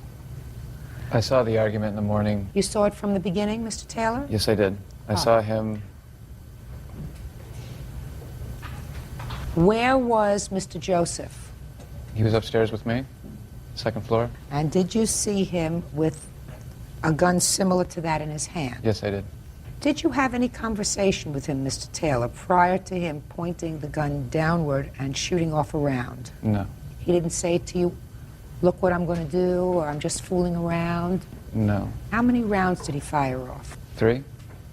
When he fired off those rounds, did you see the plaintiff? No, I didn't. He was behind the shear wall. Did you ask Mr. Joseph what he was doing? No. Well, wouldn't that seem like a logical thing to ask? Well, I knew that I knew Mr. Livingston wasn't in any danger from That's the not what I asked you. You saw the defendant shooting off rounds of that gun in a way that was not meant to do any business that you were there to do, right? Right. Well, what did you think he was doing, sir? I thought he was messing around. Messing around with what? A nail gun. Messing around how? Just look at me, sir. Messing around how? I don't know. What do you mean you don't know? Well, I didn't know what he was doing. He was shooting off the nail gun. I knew he was messing around with the plumber. Okay, so you knew he was messing around with the plumber with the nail gun. Yes. Yes, sir. There we go. So after he shot off 3 rounds with the nail gun, what did you hear him say? I heard him say, "Dance, pipe boy." Now, you were on the 2nd floor. Do you see how quietly you said that to me, "Dance, pipe boy"? I want you to use your voice, Mr. Taylor, and in a voice that replicates how Mr. Joseph communicated "Dance, pipe boy" to the plaintiff. I want you to tell me how that sounded from the 2nd floor. Let's hear it, Mr. Taylor. He said, "Dance, pipe boy." You want me to put you up on the 2nd floor and see if I could hear that? With all the other noise that's going on in a house that's being renovated? You want to try that one more time? He said, "Dance, pipe boy." That sounds more like it. Judge Judy continues in a moment. You came downstairs and took off your belt to fight. Negative. Oh, yes. You started it. And whatever happened after that, you deserved it. Real cases, real people. Judge Judy. James Livingston says co-worker Douglas Joseph body slammed him.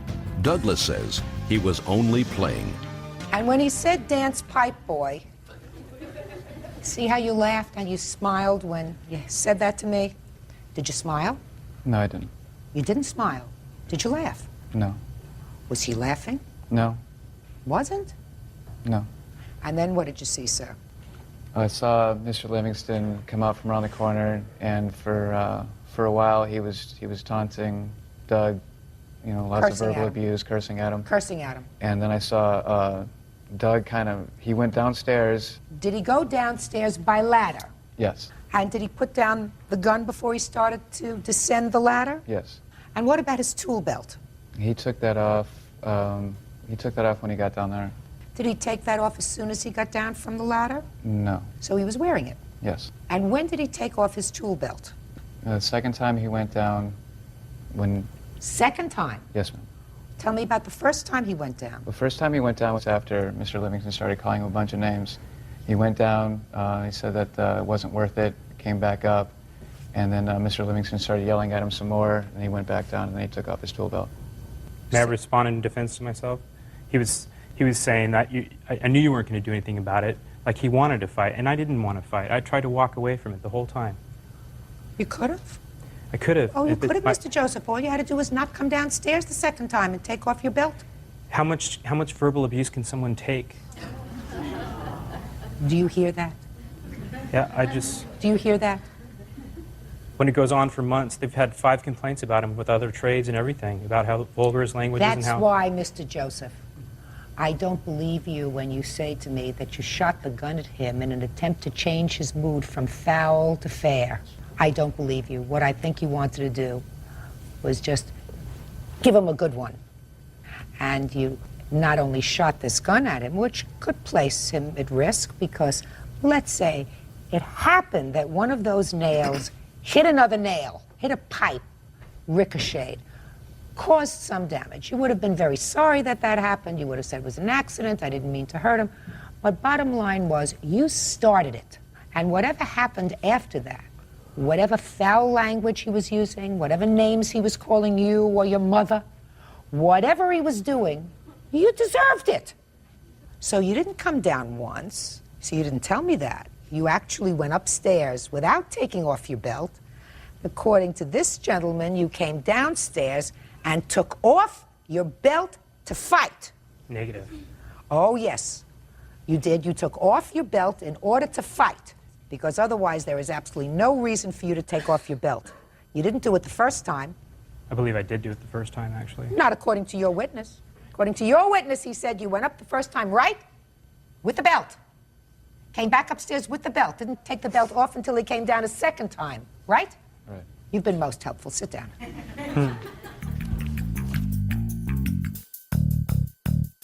So, Mr. Joseph, sticks and stones will break my bones, but names will never hurt me.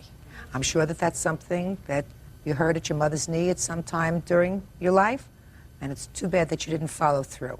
You started this incident on this job site. You started it. You started it by behaving irresponsibly with a very serious piece of equipment. And I'm not saying that Mr. Livingston, by responding and calling you names and cursing at you, was a gentleman. But boy, if somebody did that to me, let's just say this. Are you married? Yes, ma'am. Do you have children? Yes, ma'am. How old are your children? They're 10, 11, 12, 13. Let's say a 15-year-old boy doesn't like your 10-year-old and has one of those dart guns and takes out one of those dart guns and starts shooting it in your son's direction.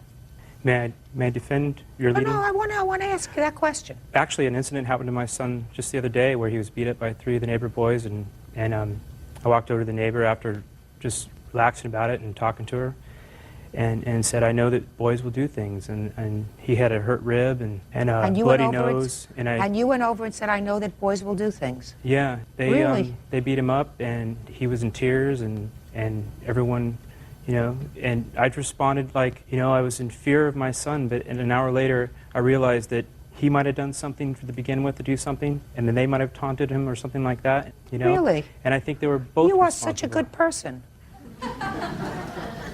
Somebody did that to one of my kids, boy, even joking around. I wouldn't like that, would you? Not at all. Not at all. Not at all. I admit that I was angry at first, but I waited an hour and a half. Well, you calmed down. Yes, ma'am. That's what you should have done. Yes, ma'am. So you got to pay for that. Yes, ma'am. Good. Judgment for the plaintiff in the amount of $5,000. That's all. Parties are on the calendar in the matter of Clay versus Todd. Parties have been sworn in, Judge. You may be seated. Young lady, have a seat, please. Who is this? This is my daughter, Mallory. How old is she? 15. I'd like her outside, please. I've read your complaint, and according to your complaint, the defendant was your former fiancé. There came a time when you and your child moved into her home, and it is your claim that you made 2 loans to her. One was for veterinary bills for her dog, and the other was for repairs that were done on her car. Ms. Todd acknowledges the fact that you paid the vet bill, correct? Yes. And Ms. Todd acknowledges the fact that you paid to have her car fixed. Yes. What she says is that you lived there practically rent-free for the time that you lived there with your daughter. She took care of the majority of the bills, despite the fact that you had an agreement to pay half of the bills. You actually owe her money, but she's willing to say, forget it. Yes. Mr. Clay, when did you move into the defendant's house? Late September, early October of 2000. And how long did you stay there, sir? We moved out on January of 2002. And what was the financial arrangement that you had with Miss Todd while you were there? Well, the financial arrangement was never really clear-cut, but I covered things like groceries, Costco, a lot of other expenses, and she paid for household utilities. Well, so how much money each month did you contribute to the household? To the household? To put it on a monthly scale, I can give you figures of what I spent during the 14-month period on things like groceries and Costco and pet food and medical bills and cellular phone bills. In total, in rent for the 14 months, I paid her $17,995.74, which is almost $1,200 per month for a 14-month period. Okay. There were a couple of months that would be more than fair. Mm-hmm. Is that true that he paid you $18,000? That's not the figure I have. What figure do you have? I have that he paid about $10,000, a little more than $10,000. So basically, there's a huge dispute here. The dispute is that he moved in from a one-bedroom apartment that he shared with his daughter, in which he slept on the floor. His daughter was a latchkey child at this apartment, and his pet rat died of heat exhaustion in this apartment. I'll go back in. What I want to know, Mr. Clay, is I want you to tell me about these two loans. When were they made? Okay. And tell me the circumstances surrounding them. We were going to go to the Writers Guild Awards. Mrs. Todd wanted us all to go as a family to the Writers Guild Awards, which she was a member of the Writers Guild. And in order to do so, she did not have all of the money necessary. The tickets were, I think, $500. And so in order to do so, I put $700 worth of PG&E bills on one of my credit cards so that that money could be freed to go to the Writers Guild. But then suddenly, her car needed new brakes. It was going to be $1,200. She didn't have the money, and we needed the car to drive to Los Angeles. Where was your car? My car is a little teeny Honda Civic. It wouldn't have worked to carry 4 people in their bags to Los Angeles. So I agreed to place that on the credit card with the idea that she was going to pay, with the agreement that she would pay me back. Well, tell me about the agreement, because you changed your words several times. You said, with my thought that she would pay me back? Well, yes, it was, okay, I will put this on the card. You will pay me back when you can pay me back. She goes, she would even state, I'll pay you back. I would state, I'm not worried about it. I know you will. We're a family. So after the Writers Guild Award, did she pay anything towards that? No. Okay, now when did the dog get sick? Well, the first charge for the dog is on the 9th of March. So shortly after we got back. Of 01? Of 2001, correct. Okay. And I took the dog, the dog wasn't eating, so I took the dog to the vet, and the vet said that he had an enlarged spleen, and when the vet came by and said, okay, I'm going to do the splenectomy, it's going to be $2,700. The only way for this to be paid for was by me putting it on my credit card. Unfortunately, while the dog was in surgery, or shortly thereafter, the veterinary hospital broke his leg. They proceeded to take him to Davis Medical Center, where they diagnosed him with a vascular cancer and gave a prognosis of 3 to 6 months, that the leg would not heal, that it would need to be amputated, and he could go on chemo, and this might prolong his life. I was vehemently against this, but once again, I get a phone call from Miss Todd when she's now in Davis picking up the dog saying, I need you to put this on the credit card and I'll pay you back. And this was another $1,100+ for the amputation of this dog's leg. Is that correct? I don't believe I said I will pay you back for these. Peter and I were living as a family. We need to get these expenses done and we need to put them on the card. It wasn't as though I just rushed up to UC Davis. We discussed this with the kids, we discussed this with Peter, we discussed it with our veterinarian at great length and decided that the treatment for the dog was to go to UC Davis. What about, Ms. Todd, the expenses for the car? I also put well over that amount of money into the car for car repairs. It was used primarily as the family car. I assume that it was used primarily as the family car. Yeah, it's a big Ford Explorer. As he said, he has a little Honda. We hardly went any place in his car. Mr. Clay, I have several questions for you, sir. I assume that by virtue of the fact that the two of you were standing on opposite sides of the table, that this relationship did not work out. No, it did not. Let us assume it had. And you got married. And she didn't give you back this money. Would you be suing her? Possibly not. Then that's not a debt. When somebody... You see. No, first of all, I'm going to read to you what you wrote with regard in your complaint, which could have very easily resolved at least a substantial part of this lawsuit. You say she was out of work and was in the process of taking her dog's vet to court for malpractice. Correct. She promised me that as soon as she won her lawsuit, she would pay me what she owed me. Correct. That's what you say? Yes.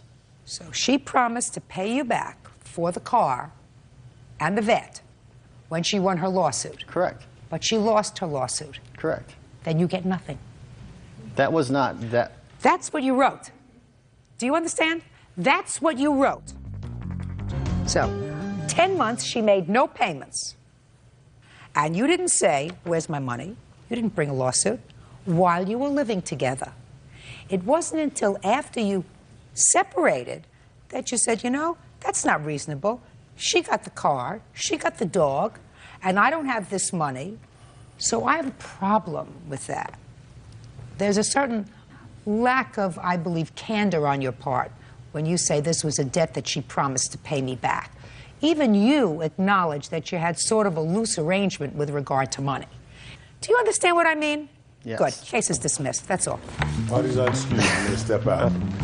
I knew Judge Judy would know what to do. She always does. She asked me repeatedly, how much money do I owe you? And I gave her a total. Peter likes to have things his way only, and if he doesn't get them his way, he jumps right in and proves that he's right. And then when she lost her lawsuit that she was filing, she chose not to pay me back. Told me I owed her money. I'm really glad I didn't marry him, and I'm really glad this is over, and I thank Judge Judy.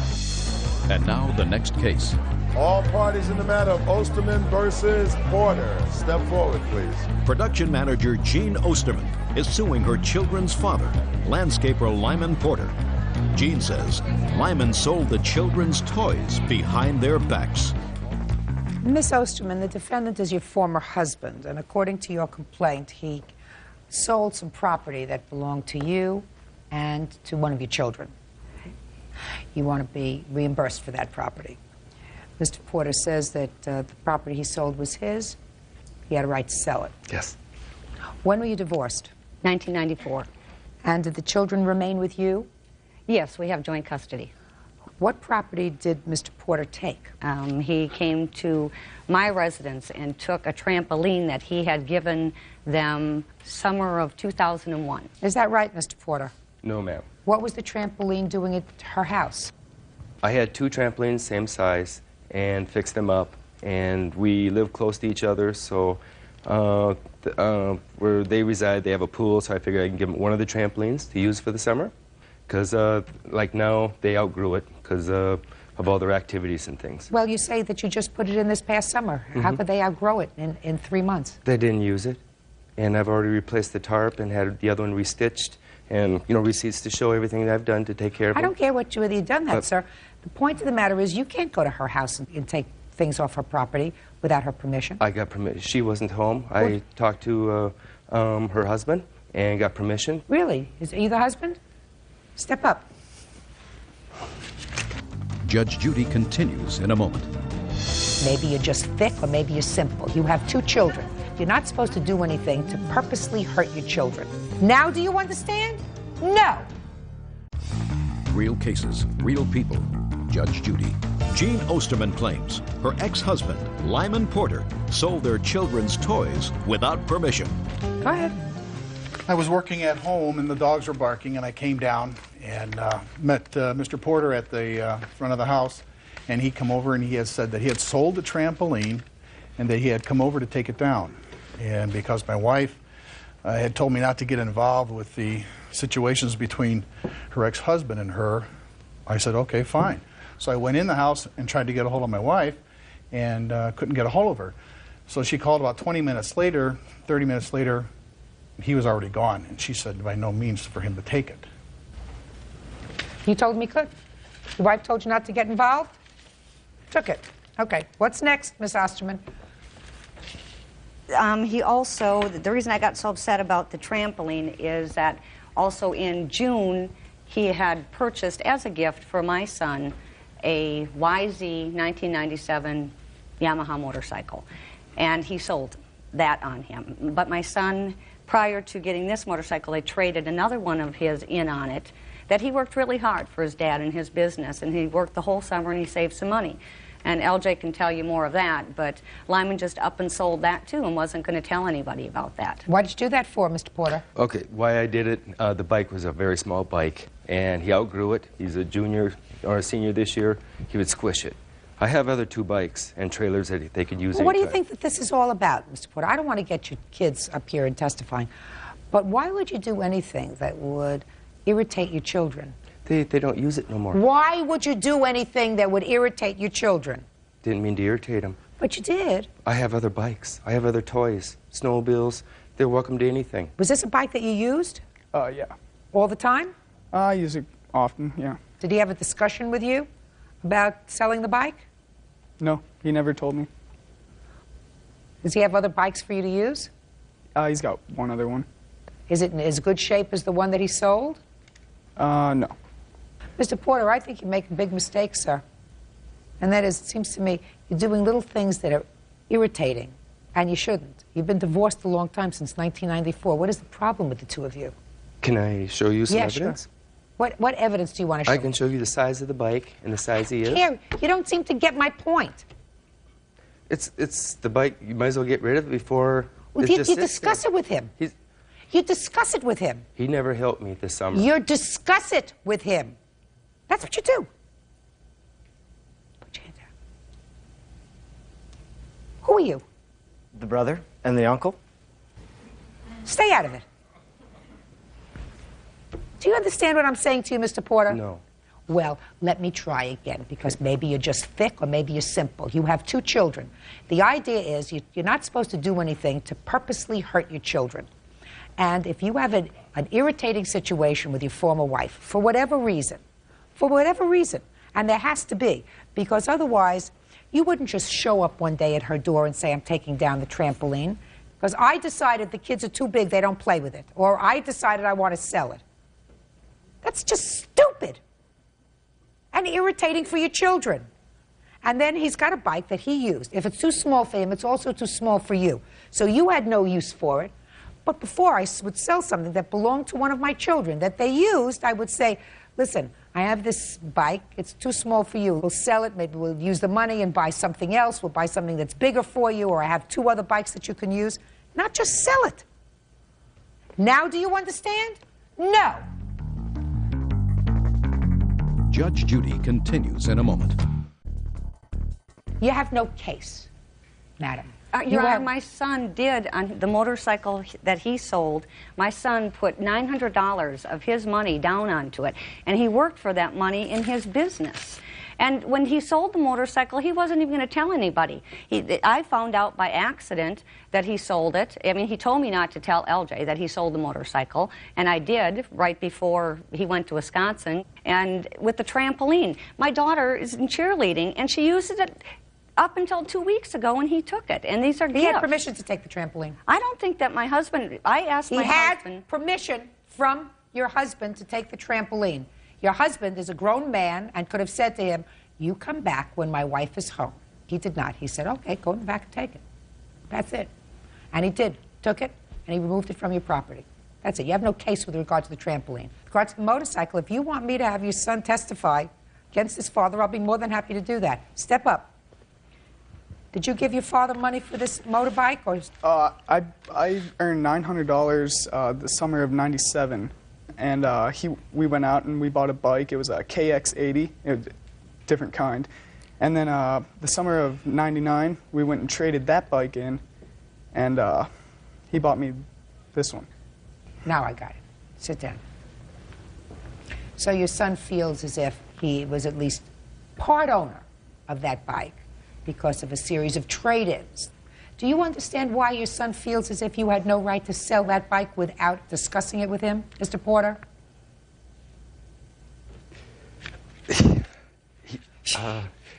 Do you understand why your son feels as if you had no right to unilaterally sell that bike without at least discussing it with him?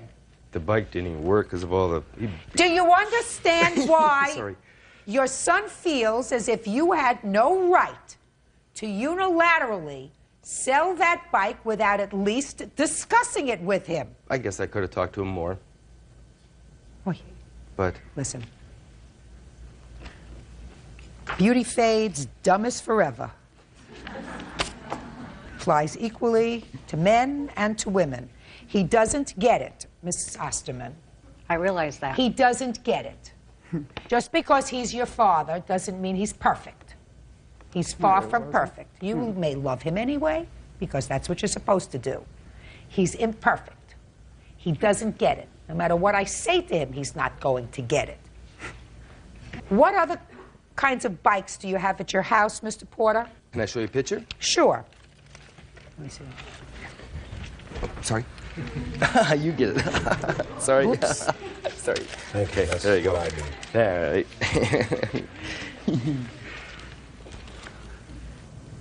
Just a minute. Would you take all this crap back?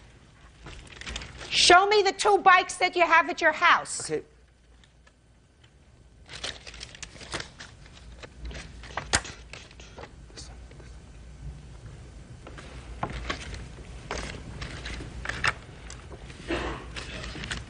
Now, these are the 2 bikes that you have at your house, sir? Perfect shape. LJ, listen to me. Bert is going to hand you this picture and this pen. I want you to make a mark next to the bike you want.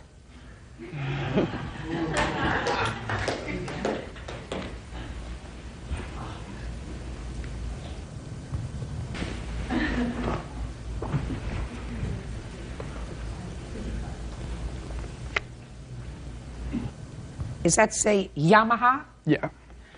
5 days from today, the court will prepare an order. That bike's to be turned over to your son. Do you understand? 5 days from today. That's the decision of the court. Goodbye. Parties are excused. You may step out. Mr. Shanks, this lady is your former wife, is that correct? Yes, ma'am. But you are now back together and trying to reconcile. Yes, ma'am. And Miss Blankenship was your girlfriend Yes, ma'am. for a brief period of time. Yes, ma'am. And this is the complaint, although the complaint is written by your wife, really has to do with you. So we're going to find out exactly what it's all about.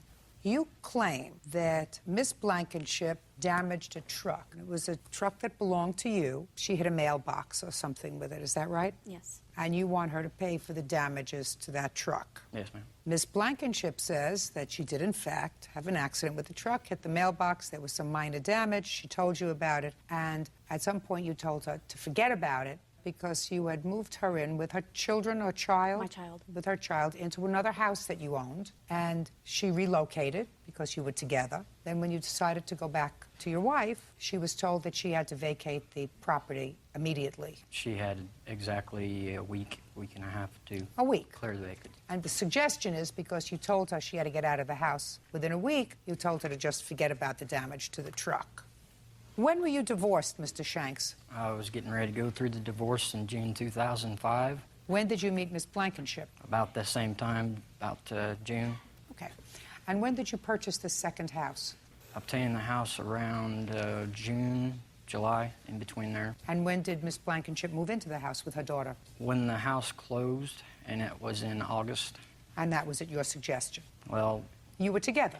yes, but, Your Honor, it was more or less where she wanted to more or less move in. You know, she asked me to move in, and the stipulation was if she did move in, she was supposed to obtain the home, take care of everything while I was gone since I'm an over-the-road truck driver, and she was going to start up a daycare with herself and her witness. So what you're saying is she moved into the house, but she was supposed to pay all the bills in the house? No. From the daycare? No, it was more or less like she wanted to start up the daycare. Well, what did that have to do with you, Mr. Shanks? Well, really, it doesn't, Your Honor. Well, so then I'm not interested in it if it doesn't have anything to do with you. Okay, so she moved into the house, and when you weren't on the road in your truck, where did you stay? I only stayed in that home maybe one night. With her? Yes, one night. And you shared a room? Yes. Before she moved into the house, where was she living? She was living in an apartment complex. How many nights did you spend there? Maybe 2 at the most, ma'am. And when you stayed there, did you share a room? Yes, ma'am. And when you purchased this new house, was it the idea that you would be living there as a family when you weren't on the road? No, ma'am. What was the idea of the new house, sir? The idea of the new home is I wanted to move away from my old home state where I used to live at, and I just wanted to start over myself. I mean, the only reason I let Miss Blankenship move in was the idea of her wanting to start up the daycare. Mr. Shanks, you're having second thoughts about this, sir, because of the lady standing next to you. But your conversation to me doesn't make sense. Do you understand? Yes, ma'am. Doesn't make sense that you bought another house in another area and Miss Blankenship was moving in there to start a daycare center. That doesn't make sense, sir. I haven't even asked her anything. So don't try to pull my leg. I don't like it. You get it? Yes, ma'am. If you had second thoughts about Miss Blankenship and your relationship and you wanted to go home to your wife, that's fine. But don't lie. I don't like it. Now let's get back to the truck. At the time that Miss Blankenship damaged the truck, she called you. Where were you? I was out on the road. And what did she tell you? That the truck was hit by the mailbox. No, she didn't say that at all. Don't be a wise guy. What did she tell you? She told me she hit the mailbox. That she hit the mailbox, right? Yes, ma'am. Did she apologize? Yes, she was very apologetic to it, yes. Now, at that time, had you gone back to your wife yet? No. Did you tell her that you were thinking about going back to your wife? No. Had you told her that she had to move her property out? I told her, when I told her to move out the property, and this is going to bring up the daycare again, that she wasn't getting the daycare going, and the home wasn't being taken care of. When she used your truck, what was she using it for? In the moving process, I think. So you were told her to move, in or out? It was, I'm pretty sure it was in, ma'am. Were you moving in or out when you were using the truck? Actually, when I wrecked the truck, he was in town. He asked me to go get jumper cables, I think it was, so he could get his truck jumped because the batteries went dead. So he was in town. Where was he in town? He was over by the apartment complex that I used to live at, and I had already moved into the home. Okay. So that was sometime in August? Yes. Now, after you had this problem with the truck, you went into a mailbox. Right. Did he ever spend the night with you in the house again? Yes. How many times? I think he was there one more night, and then he left. After the damage to the truck? After the damage to the pickup. Now, did you see the damage to the truck, Mr. Shanks? Yes, ma'am. Where was the truck when you saw it? I'm pretty sure it was at the apartment complex, ma'am. Apartment complex or the house? I think it was at the apartment complex. So it was drivable? Yes, it was drivable. Tell me the circumstances surrounding your seeing it at the apartment complex, sir. I was, What were you doing there? What were you doing there? I would think I was getting ready to leave, but I can't recollect it, you know? I mean, Getting ready to leave what? in the truck, in my semi. You mean getting ready to leave her apartment? Yes, the semi was parked at the apartment. At her apartment? Mm-hmm. Now, what did you say to Miss Blankenship, sir, when she told you that she had had this accident with the truck, and you saw the truck, right? Yes, ma'am. What'd you say? I told her, I said it needs to be replaced, you need to get it fixed, and it needs to be done. I mean, I was really upset about my truck being wrecked. Well, it wasn't wrecked, sir, because you said you saw it at the apartment complex. So it wasn't wrecked, it was drivable. Yes, it was drivable, but the way them Dodges are set up and everything, they've got plastic and little sheet metal and all that stuff on them anymore, and just hitting the mailbox did do a lot of damage to the front of that truck. I mean, it's very noticeable. You want to show me a picture of it, sir? Yes, ma'am. The truck isn't wrecked, sir. It's got a little damage on it. There's some bumper scratches. Big deal. You see what your problem is, sir? First, you moved her out of her apartment with her child into a house that you had purchased. And the plan was for you to live there when you weren't on the road. That was the plan. I mean, that's clear. There's no question about that. Then you decide to get back with your wife. And your wife is irritated that the truck is damaged. Right? Yes, ma'am. Well, that's too bad. What are you mad at her for? I'm not, ma'am. Well, you shouldn't be. He's the one who disrupted her life, moved her out of her apartment into a house, and then told her she had to move because he was going back with you. Don't you see who the villain here is? It's not her. Don't you get it? Did I have to explain that to you? No. So why are you here? Over a couple of $100 damage to a truck? He ruined her life. That's not her fault. That's his fault. Probably yours, too. You get it? Yes, ma'am. I believe her when she says that the reason she was moving your truck was because you asked her to go get jumper cables with your truck. I can't remember that far back, Your Honor. Well, if you can't remember, she does. I know the truck was driven without my permission. That's not true. If you asked her to go get jumper cables, she used your truck. She was living in your house. You were sleeping with her. You had an intimate relationship. Get over it. You made a mistake. And grow up. Now, what stuff did she leave behind in the house? I've got pictures of the furniture. And where is the furniture that she left behind? Take your hands out of your pockets. It's at the address of the home in St. Charles. Where do you want him to deliver your property? He's going to deliver it. He caused the problem, right? Yes, ma'am. To Mary's apartment. Miss Kelly's apartment. All of her property goes back to her. Do you understand? Yes, ma'am. And you make sure that it gets there. It's your responsibility. You had a change of heart, sir. You have to behave like a grown-up. Just because you act irresponsibly most of the time with the women in your life doesn't mean you're going to act irresponsibly here.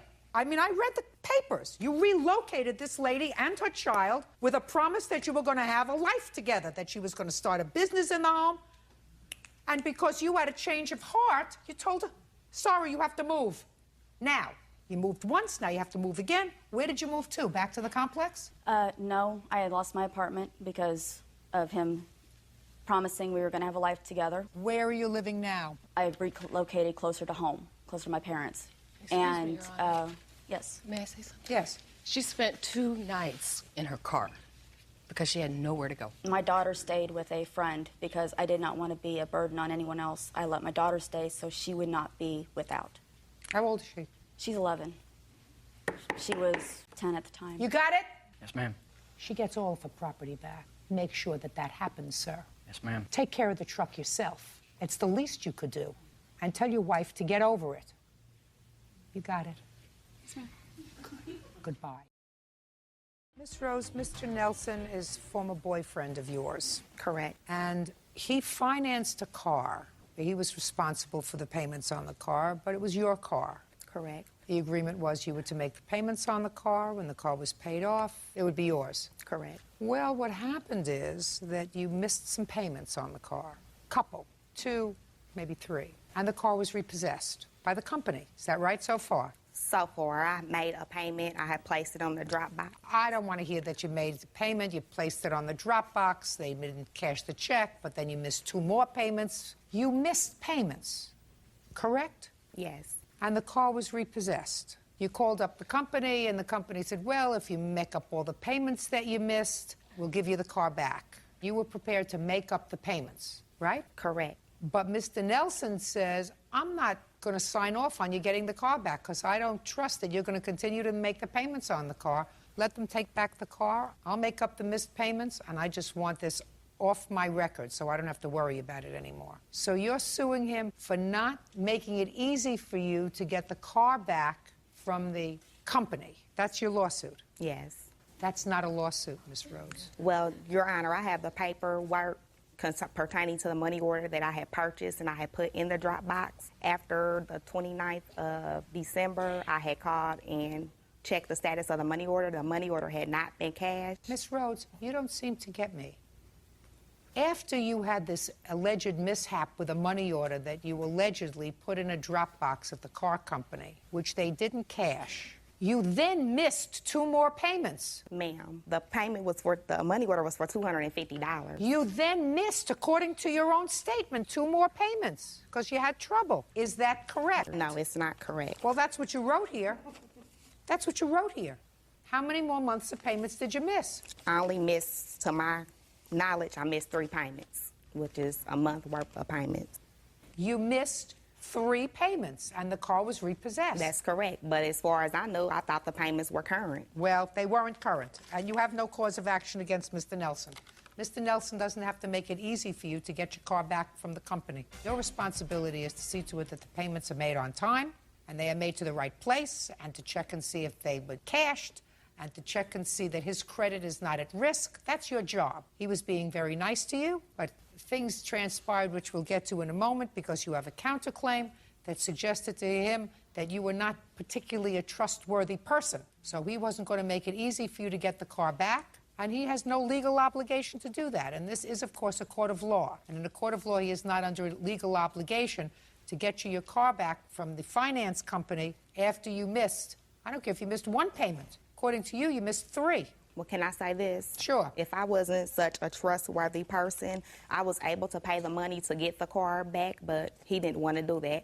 But he told me that I can give him the $500 so that I can drive another car of his that he had parked. Well, let me tell you why he thinks that you're not particularly a trustworthy person. He has a counterclaim for the missed payments that he had to make up. Yes, ma'am. But more importantly, his counterclaim asks for money for a paternity test because you had a child, which he believed to be his child. He put his name on the child's birth certificate. He paid child support. I don't know whether he saw the child regularly. He paid child support? No. Did you pay any child support, sir, to her? No, ma'am, I haven't paid to her because I have a lawyer at this time. Were you living together when the child was born? No, ma'am. Did she tell you the child was yours? Yes, ma'am. And you believed her? Yes, ma'am. And you took a paternity test? Yes, ma'am. And the paternity test said the child could not have been yours? 0% probability. That's why he doesn't trust you. Okay. Can I say this?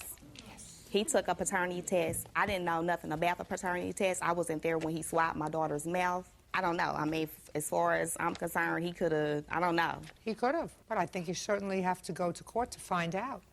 Have you been to court yet? Yes, we've been to court. And what happened when you went to court? We went to court, and by him signing the paternity affidavit, they stated that if it is his child or if it's not his child, that he needs to pay child support. So the court where you are said Mr. Nelson is out of luck because he was told that the child was his by you, and because he signed the affidavit of paternity based on what you told him, he's going to pay child support whether the child is his or not. That's what you just told me. I mean, that's what they said. That's what you just told me that he was told. Yes. That wouldn't make me happy. No. That wouldn't make me believe that you are a particularly trustworthy person. Sir, this was not a court-ordered blood test, is that right? No, ma'am. You took the child yourself? Yes, ma'am. Well, you have to proceed through the courts. You hired an attorney. Yes, ma'am. I assume that's the first smart thing that you did. Yes, ma'am. Good. And do you have a court date? Yes, I do. When? My lawyer has gotten us a court date to go back to court on May the 15th, so we could rescind the paternity affidavit that was already filed against Fine. me. Well, at that point, Ms. Rhodes, the baby, as well as you, will be sent to a laboratory to take a paternity test. And at that time, with all three parties present, the court will at least be satisfied that the test is done properly. Ms. Rhodes, at this point, knows that she's on notice, that if there is a possibility that you are not the biological father of this child, that is not a good thing. So I suggest you start searching in memory to figure out if there's any possibility that he's not the father. Okay. Got it? Got it. Good. So you have no cause of action against him for the car. He doesn't have to assist you in getting the car back from the finance company. If you can convince them to give the car to you, that's super. And if you can't, you shouldn't have missed the payments which caused it to be repossessed. Now, the defendant's counterclaim is granted in the amount of $275, not for the paternity test, sir, because the paternity test was not an authorized test and it was not done by the courts. If you had been forced to pay for a paternity test through the courts, I might have entertained your application if it was done with all three parties present. Do you understand? Yes, ma'am. Good. $275 on the counterclaim. Your claim is dismissed, Ms.